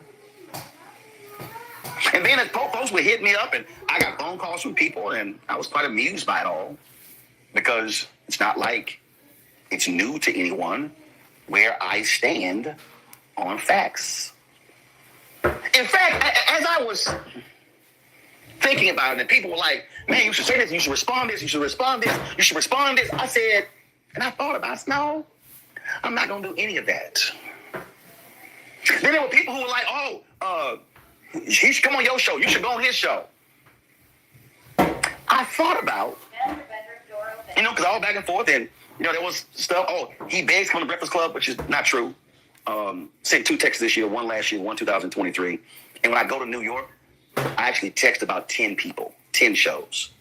So it could be the Breakfast Club, it could be Ebro, it could be Sway, it could be John, Future Gang, it could be people at Sirius XM. So let's just be real clear, y'all. I do media all over. I don't beg anybody's show to come on. I was on Ricky Smiley's show and Dee Dee's show last week. So ain't no begging. I literally tell people, hey, I'm coming to town. So there you go. Just like people do the same thing to me. So as I was sitting here watching people say what should happen, and y'all should do this and that, I actually thought about this very issue of when I went on the Breakfast Club 3 years ago. Yeah, you went on the Breakfast Club 3 years ago. Look, I got Republicans who don't want to come on my show because I don't let them lie. And so and that's why I get upset when I watch a lot of these shows and folks lie. So for instance, when sorry ass Bill allowed that woman the other day to lie on Kamala Harris, and then he didn't correct her when she talked about, she sent all these men and women to prison for weed in the Breakfast Club. And then Bill Maher sitting there with his pothead self, don't say a word. I don't let folk lie, because when someone lies, if they're listening to this show and a lie is told and you say nothing, for me, the public goes, well, Angela and Envy and Charlamagne didn't say that, so what they said must have been true. No, because Van Jones on the panel, he didn't say nothing. Well, no. What he did was, he didn't correct him. And I was like, Van should have said, wait a minute, what you just said is a flat out lie. You don't let lies stand. And so that's why, and I'll tell them, I'll let you finish, but what you're not going to do is sit here and lie. I just sit there and just nod and let you continue. Because the public needs to have enough faith in us that we have enough information, and the moment you lie, we say, wait, stop. That's not true. Or you got to prove that. You're not just going to throw something out there. And so that's why this microphone cameras are important, because we have to have so much trust in it and have care with it that we refuse to let anybody lie in our face, because the audience goes, well, that must be true. So they now run with that lie. And now it's harder to bring it back in as opposed to say, stop. What you just said is simply incorrect. I need you to give us some facts now, because I know people will see this and they'll be like, well, Kamala Harris did lock up a whole bunch of people for weed in California. Well, first of all, I have actually brought on a brother who went through the whole record. The number of prosecutions in San Francisco declined from the previous DA when she became DA. 2, they created alternative programs for individuals who had who were arrested for weed. Second of all, the number of people in California went to prison, those numbers went down. So again, when people say, well, just what you said, she locked a whole lot of people up. How many? No, how many? Yeah, they can't know anyone. No, but you just said she locked a lot of people. How many? Oh, I didn't say that. I was quoting what people said. No. You quoted folks who did not have accurate information. So even that's why I asked you. No, here's the deal. So even when we say, some people say, I don't even reference lies, because what I'm now doing is I'm now weaponizing the lie. Right. So even the corrected, you don't reference it? Huh? Even the corrected, you don't reference it? No. It's not a question of corrected. What I'm not going to do is, some people say she locked up a lot of people. First of all, let's break that statement down. What does it even mean? What's a lot? Okay, if she locked up 5,000, well, how many were locked up before her? Was it 10,000? So 10,000 locked up before her, and then she locked up 5,000. That's a decrease. Correct. So again, that has to be stated. Second of all, does the Attorney General lock people up? Yes. Or the local DAs? See, so again, I don't just go some people. I hate that phrase. Gotcha. Because even stating that, it has to be rooted in fact. And that's why I don't simply do that any time. I force people to have to defend a statement and say, no, you need to provide evidence to back that up. And so what if somebody says, well, 5,000 was too many? Okay, but if it was 10,000 and she came in and changed the policy and then it was cut in half, do you not give credit to cutting it in half? Correct. Where I come from, you actually do. It's called context. And the problem we have, especially with too many of these gossip blogs and these people who are aggregators, who all they do is repeat somebody else right, they don't have any context. They provide no nuance. They provide no factual information. They don't ask the second question too often, as Captain Hughes said, they ain't deeper than mustard on a hot dog. See, I hope y'all understood what I was laying out there. It's not enough to say, well, I'm just asking questions. But if your question is rooted in wrong information, then you've actually weaponized the wrong information. And now I go out to the public. Let me, I want people to understand. I really need to understand this. When you have a microphone, and it could be this microphone I'm wearing, it could be anything. It could be written word, it could be your social media, it could be anything. There are people who are going to entrust in you, even if they never even talk to you, that he gonna give me the right information. So if you Because they are thinking, well, wait a minute, you bigger, you more knowledgeable, you know more things than I do, so therefore, I'm trusting that what you are saying to me is correct. Mm-hmm. So what then happens is, you say something, or a guest says something that's not correct, and then it's not corrected, so therefore the person listening goes, that must be right. So they then take what you just said and go repeat it to somebody else, and they say, well, I heard it on the Breakfast Club, I heard it on Roland Unfiltered, I heard it on Native Land Pod, I heard it on Contraband Camp, I heard it. Y'all see how that happens? So they are assigning credibility to you based on what they heard, which is why those of us sitting behind the mic or the keyboard must be mindful of what comes into our minds, process, comes out of our mouth, and then spoken into the microphone, because once it hits that microphone, you can no longer control it. You can't control it. So for me, when I hit it, I want you to have clarity. I don't want to come back to say, I should have explained it better. And again, I just want people to understand. See, this is not, man, you attacking them. No, that's not what it is. It is an absolute pursuit of truth, which is how I define myself as a journalist. Because I have too much respect for this microphone, and I have too much respect for the audience. Okay. For the audience to be given something that's half correct. And again, I wasn't going to do this, but I'm just going to give y'all an example. Today, again, in that 20-minute discussion that Charlemagne had, and again, this is not tearing down. I'm just stating what happens when a basic statement is made, and maybe you're not thinking about what you're saying, it's actually wrong. Charlemagne was quoting Bishop William Barber, talking about the big ugly bill. And he said, when the bill passed, quote, Democrats failed to expand the tax credits. I want y'all to hear what I just said. Charlemagne said, Democrats failed to expand the tax credits. Here's the problem. They didn't have the power. Republicans control the House. They control whether a bill comes to the floor. They have the votes. Republicans control the Senate. Now, some of y'all watching right now, see, I'm about to explain to y'all politics. Some of y'all watching right now are going, well, I don't understand. They needed 8 Democrats to break the filibuster. Yes, because the big ugly bill was passed through a process called reconciliation. Uh-oh. The reconciliation process does not require 60 votes. The reconciliation process only requires a simple majority. Whoa. Do y'all know how the Affordable Care Act got passed? Wow. Through reconciliation. Wow. Okay. Yeah. See, these are the arcane things in politics that I don't expect the average person to know. Okay. Right. My job is to explain to the people these arcane things and make it simple for them. So there are some bills that pass the Senate by unanimous consent, meaning they pass it by unanimous consent. Okay, empty chamber. It's a post office, whatever. So remember that Charlie Kirk, day? That's how that thing was passed.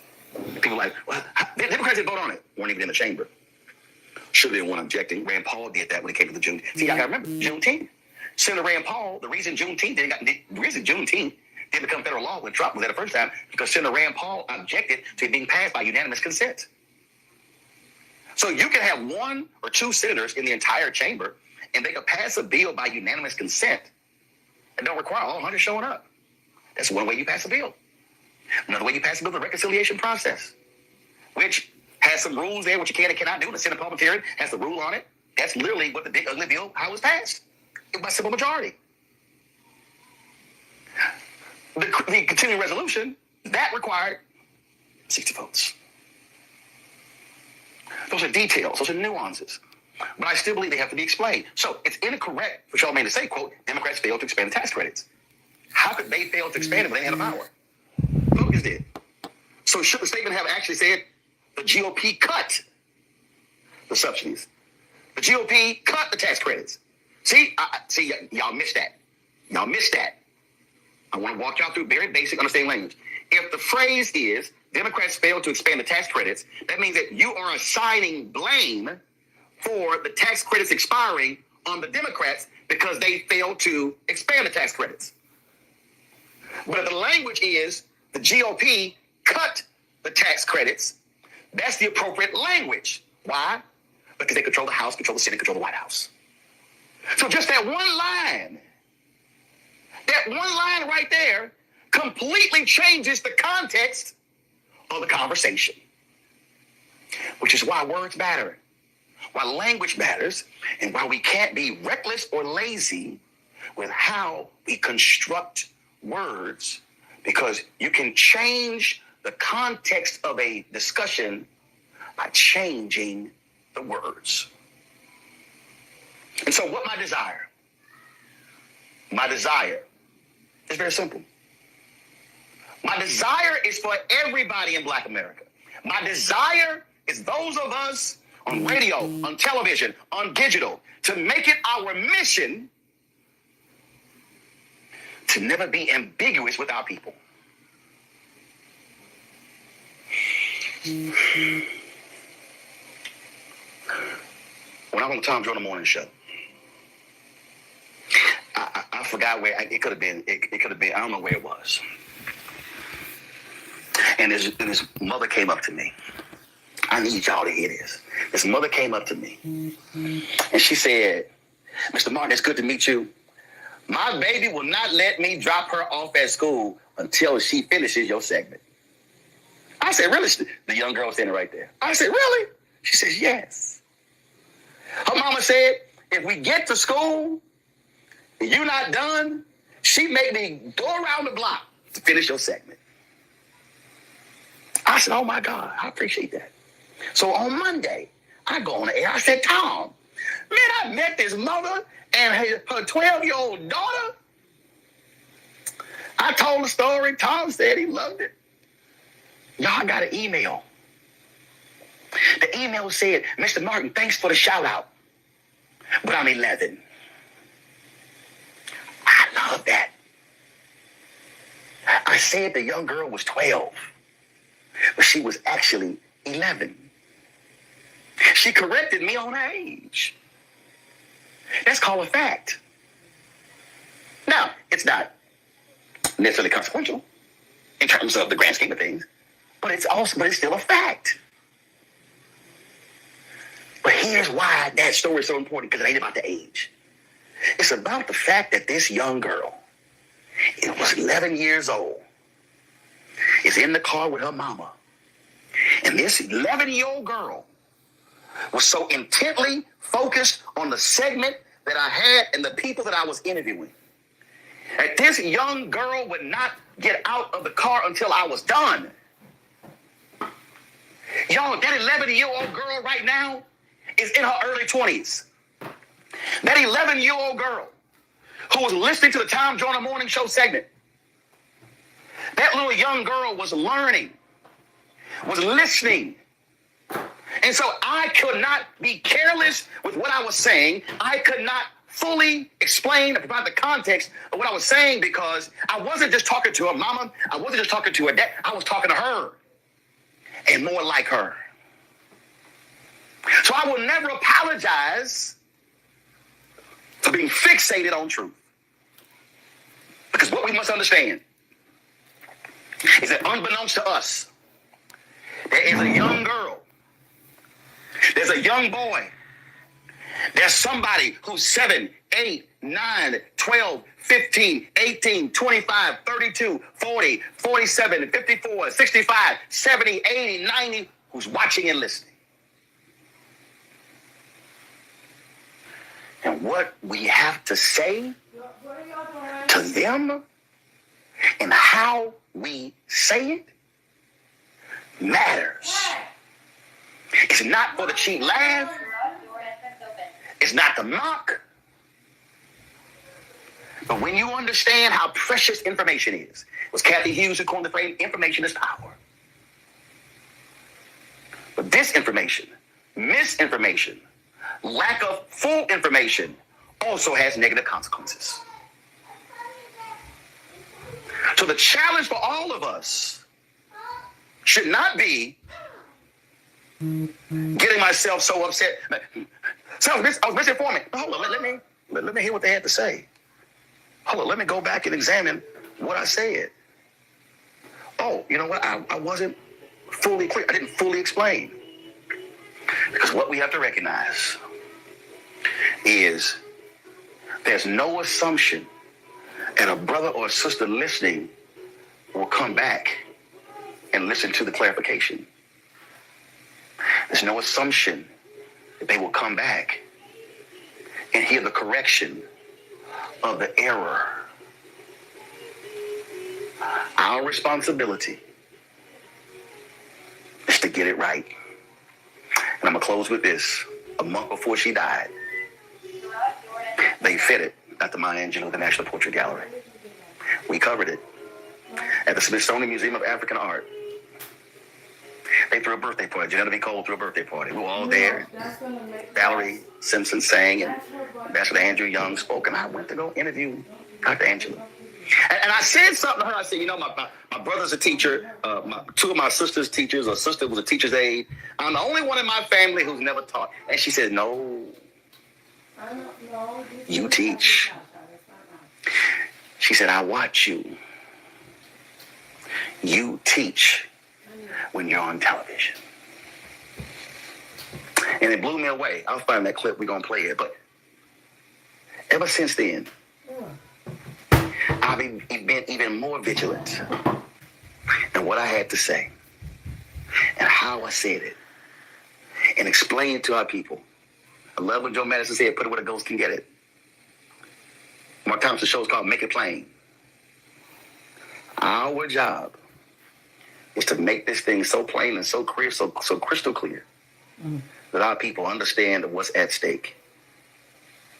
And there's no room, whether we are high and big or low and small, that it is not our primary mission and objective is to be truthful, clear, concise, and unapologetic about facts. We should. And that is something the importance of facts. That is that true. I will never ever apologize for, because our people. Yes, Leah. You have to email me. I have to know that you're a real person. I was going to ask you if you would like to be a mod. Are you still here? Are you enjoying this? I have to do a lot of work on this channel. I have to do the tags. If you email me and I can verify you're a real person, I will definitely make you a supporting moderator. Okay, baby? Is that okay? Is that too much to request? Is that okay? Are you on Instagram, or would you prefer to email me? What would be comfortable for you? What would you prefer to do? All you have to do is just you can reach out to me at Nicole Reloaded. I got to verify that you are a real person. The main managing mod is Tara Info for you. But yeah, and we're trying to get this. I'll try. Okay, just email me, baby, or on Instagram. I'm Nicole Harris, or I'm Nicole Reloaded, or hit me up on Facebook. Whatever is more convenient for you. I just got to verify that you're a real person. My email is NicolesReloaded@gmail.com. You know, you just got to let me know that you're a real person. Flash me real quick. You can protect yourself. You can just show me hands. No AI. Okay. And I'll make you a moderator. Okay. Is that okay, babe? Look, Nightbot then got jealous. Should trust the voices that are coming into their cars, their living room, their homes, their offices, every day and every night. And that will always be the mission of Roland Unfiltered and Black Star Network and me personally. And y'all already know what my motto is as a journalist my entire career. If you do good, I'm going to talk about you. If you do bad, I'm gonna talk about you. Okay. At the end of the day, I'm gonna talk about you. It ain't about friends, it's about facts. Oh, I like Because that. our people deserve credible, high quality. He said it ain't about friends, it's about facts. Now that's the best thing I heard Roland Martin say in years. It ain't about friends, it's about facts. Now that I can deal with. Factual. We need to all come together. The journalists are very, very intelligent, great researchers. But these YouTubers, these podcasters, we know how to get out floods of information. We just need researchers on the back end. YouTubers have broken so many cases. That's why now we're eligible for Emmys. Okay? And that's all I got to say on this. Real quick, panel, you. Well, Roland Martin has said what he said. What you think, Leah? What you think? What you think about what he said?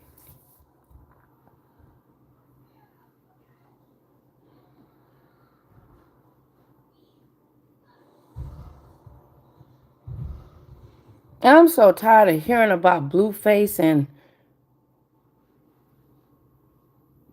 I'm just so sick of hearing about them. I am. Ugh.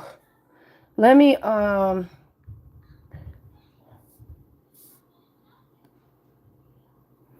give y'all at least an update.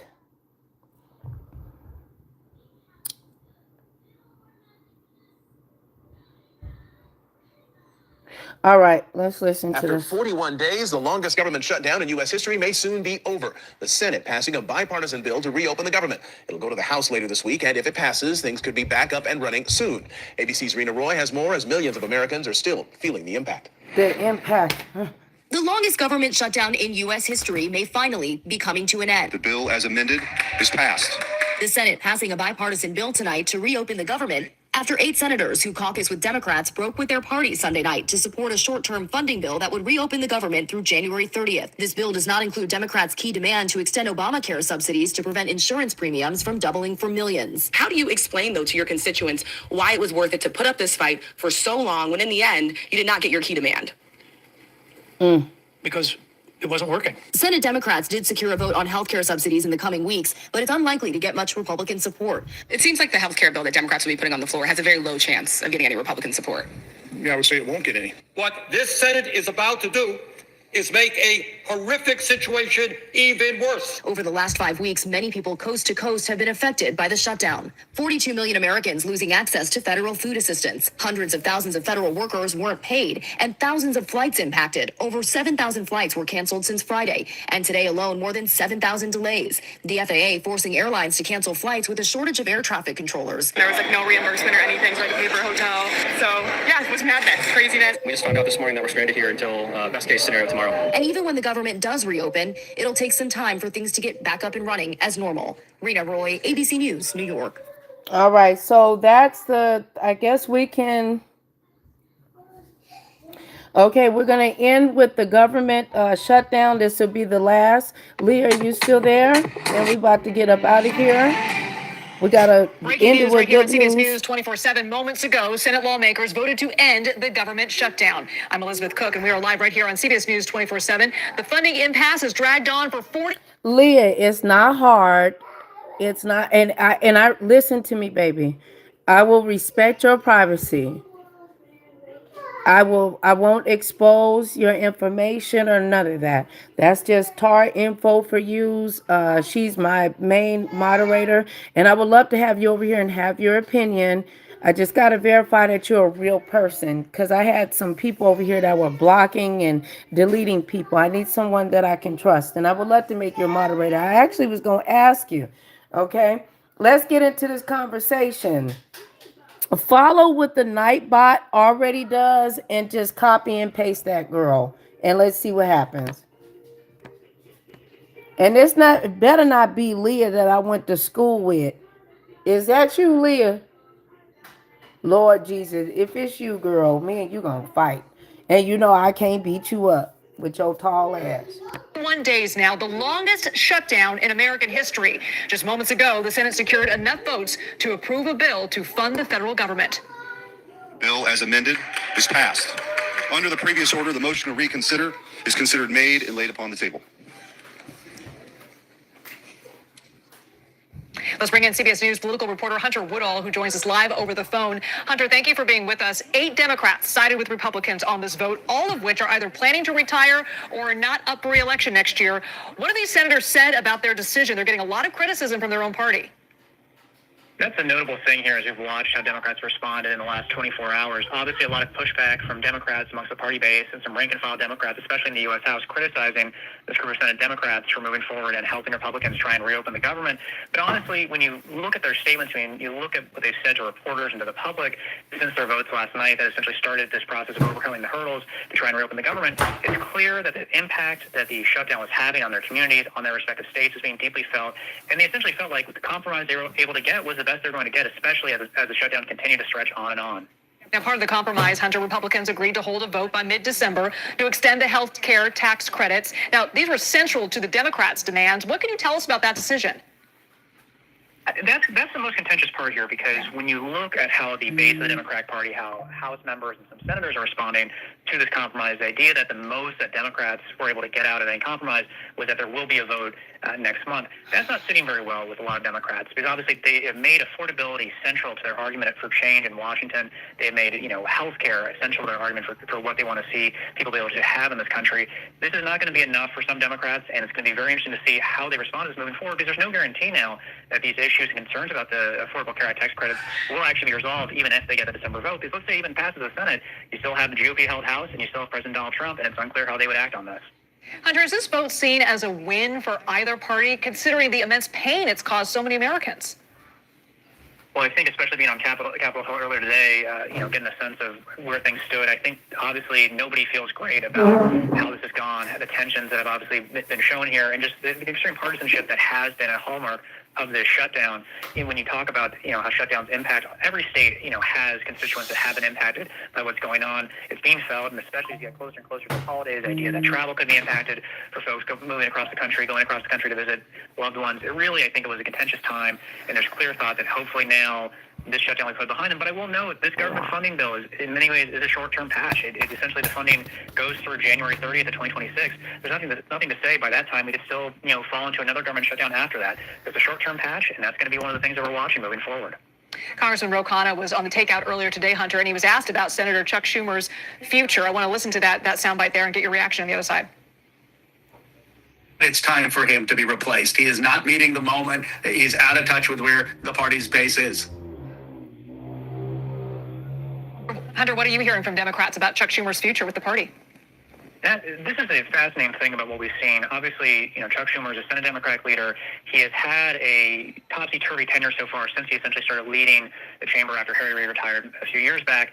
And when you look at the contention here, obviously, I don't think Senator Schumer is going to be losing much sleep about a California House Democrat, Ro Khanna, saying, hey, he should step aside. Yeah, tell you where the Chuck Democratic Party Schumer ain't no punk. He gonna do what he do. This is a compromise that Chuck Schumer didn't even vote for. But the idea that this is happening under Chuck Schumer's watch is enough to alarm Democrats, not just the Democratic base, which may have been. I'm so disappointed in the Democratic Party. They just messed up. They wanted Kamala to win, and you can't just let that the people didn't vote for and then slam and throw somebody in the seat, vice president or not, and think that the American people were going to vote for her with some radical ideology. She also denied the interview in regards to, I can see his name, Joe Rogan, about investing money into, I just don't want to start no, she just didn't do. It was a setup for the American people and emotions. And that's why she came out and she even said she knew she wasn't going. They were gonna rope or dope her as rope-a-dope her, as Muhammad Ali, I believe, said, and put her up against the ropes, and they was going to yoke her ass up. That's a California saying, you're going to get yoked up, okay? You're going to get yoked up. You just can't do that to the American people and think that we are fools. There's just so much division, even with the Republican Party. People voted, and we'll talk about that. My grandbabies are up, and praise God for all of y'all. Through God, all things are possible to those who believe. As long as you're willing to receive what God has for you, may you be blessed, and please don't be stressed. But also Democratic rank-and-file members like Congressman Khanna, like other members of Congress, are already seen being very critical on the U.S. House side of what the Senate and those breakaway Senate Dems have done. Does give you a sign that for a party that is kind of torn between progressives and the moderates right now, this is a tension that is not going away, and it might even get more vocal in the coming months and years. And I'm curious, the next step with this now heads to the House floor. Hunter, what do you think is going to happen there? What kind of debate are we going to see? We obviously had a signal earlier today from House Speaker Mike Johnson. He was encouraging about this plan, encouraging about, hey, he's going to bring back the House after a long time of the House being away to vote on this plan. Now, I will note, House Republicans tend to not be very happy with short-term funding measures. They may feel a little bit better about this because there are some full-year appropriations bills and full-year bills in this package, and that may help some reconcile Republicans. But hold on, baby. What did you said? I tried and I didn't find it. What was it? Okay. Send me $1 to my Cash App. Somewhere I can verify that you're a real person, baby, and not a AI or a troll. I have to verify your. I can make you a moderator, and Tar's gonna come and remove you. She has management permission. I have to verify from this on because people were flagging me. So go. No, you don't throw. We don't waste, baby. You can send $1 to Nicole Reloaded on Cash App. You can hit me up on Facebook at Nicole Harris. Now, I'm hard to find on there, but you can just find my face. If not, you can find me on Instagram at Nicole's. Like, just go. I got the links in my description. They should be there. Just go and look in the about section, but they changed that. It's not that. And my grandkids about to get louder and louder and louder. I just need to know that you're real. Not saying that you're not. And so far, is it going to be a bipartisan bill? Is it going to be a bipartisan vote in the House, or is it going to be strictly partisan? If that's the case, it's a very narrow House GOP majority. Because if you're going to become a moderator, I'm going to put you to work. So we can have these stories and stuff together. You know what I mean? And drop these stories early in the morning. I do need somebody that don't care about how many people that are in the chat. Let's get the information out. And make sure you comment underneath the video and hit the community wall. Thumbs up or thumbs it down if you don't like it. Say, Nicole, I don't like what you did. You was being disrespectful. Just be honest with me, but respectful. I'm still learning too, at the age of 45. Speaker Mike Johnson would likely have to keep his House Republicans together to pass that, or is he going to get help from Democrats to get this across the finish line? The signals we were getting earlier today, obviously, is that President Trump is supportive of this, supportive of the work that the Senate's done here. So really, the question now is how the House fares for this when it comes back later this week. Hunter Woodall, thank you so much. Well, if you're just joining us, breaking news, the Senate has officially passed a bill to end the government shutdown, the longest in American history. Just moments ago, Senate lawmakers voted 60-40 to approve a measure to fund the federal government. The bill still needs to be approved by the House and eventually signed by President Trump. I know my ABCs. Next time, won't you sing with outrage. me? Let's take you live right now to our nation's capital, a live picture from where the place that the Senate late last night, the U.S. Senate finally passed a bill aimed at reopening the government. Well, now the legislation heads to the House as soon as tomorrow before it can then head to the president's desk for his signature. So last night, though, 8 Democratic caucus members joined Senate Republicans to pass a bill which would fund the government through January 30th. Now, this measure reverses shutdown-related layoffs and guarantees back pay for federal workers. It also incorporates spending bills that include SNAP food assistance funding. The split, though, has sparked backlash, especially since the deal did not include the Democrats' key demand, which was to extend the Affordable Care Act tax credits. given the fact that, as everybody knows, what the fight was about was health care. It was a loss. Senate GOP leaders say members aren't giving up with the promise of a vote on the issue next month, so they are holding out for that. But in the House, though, Speaker Mike Johnson, he has been non-committal. Now, the House is expected to take up the Senate's bill to reopen the government just as soon as Wednesday. All right, well, we're going to see what's going on. Oh, there's so much going on. I'll keep going. This is Anyway, bye, Democracy y'all. Now! Democracy Now!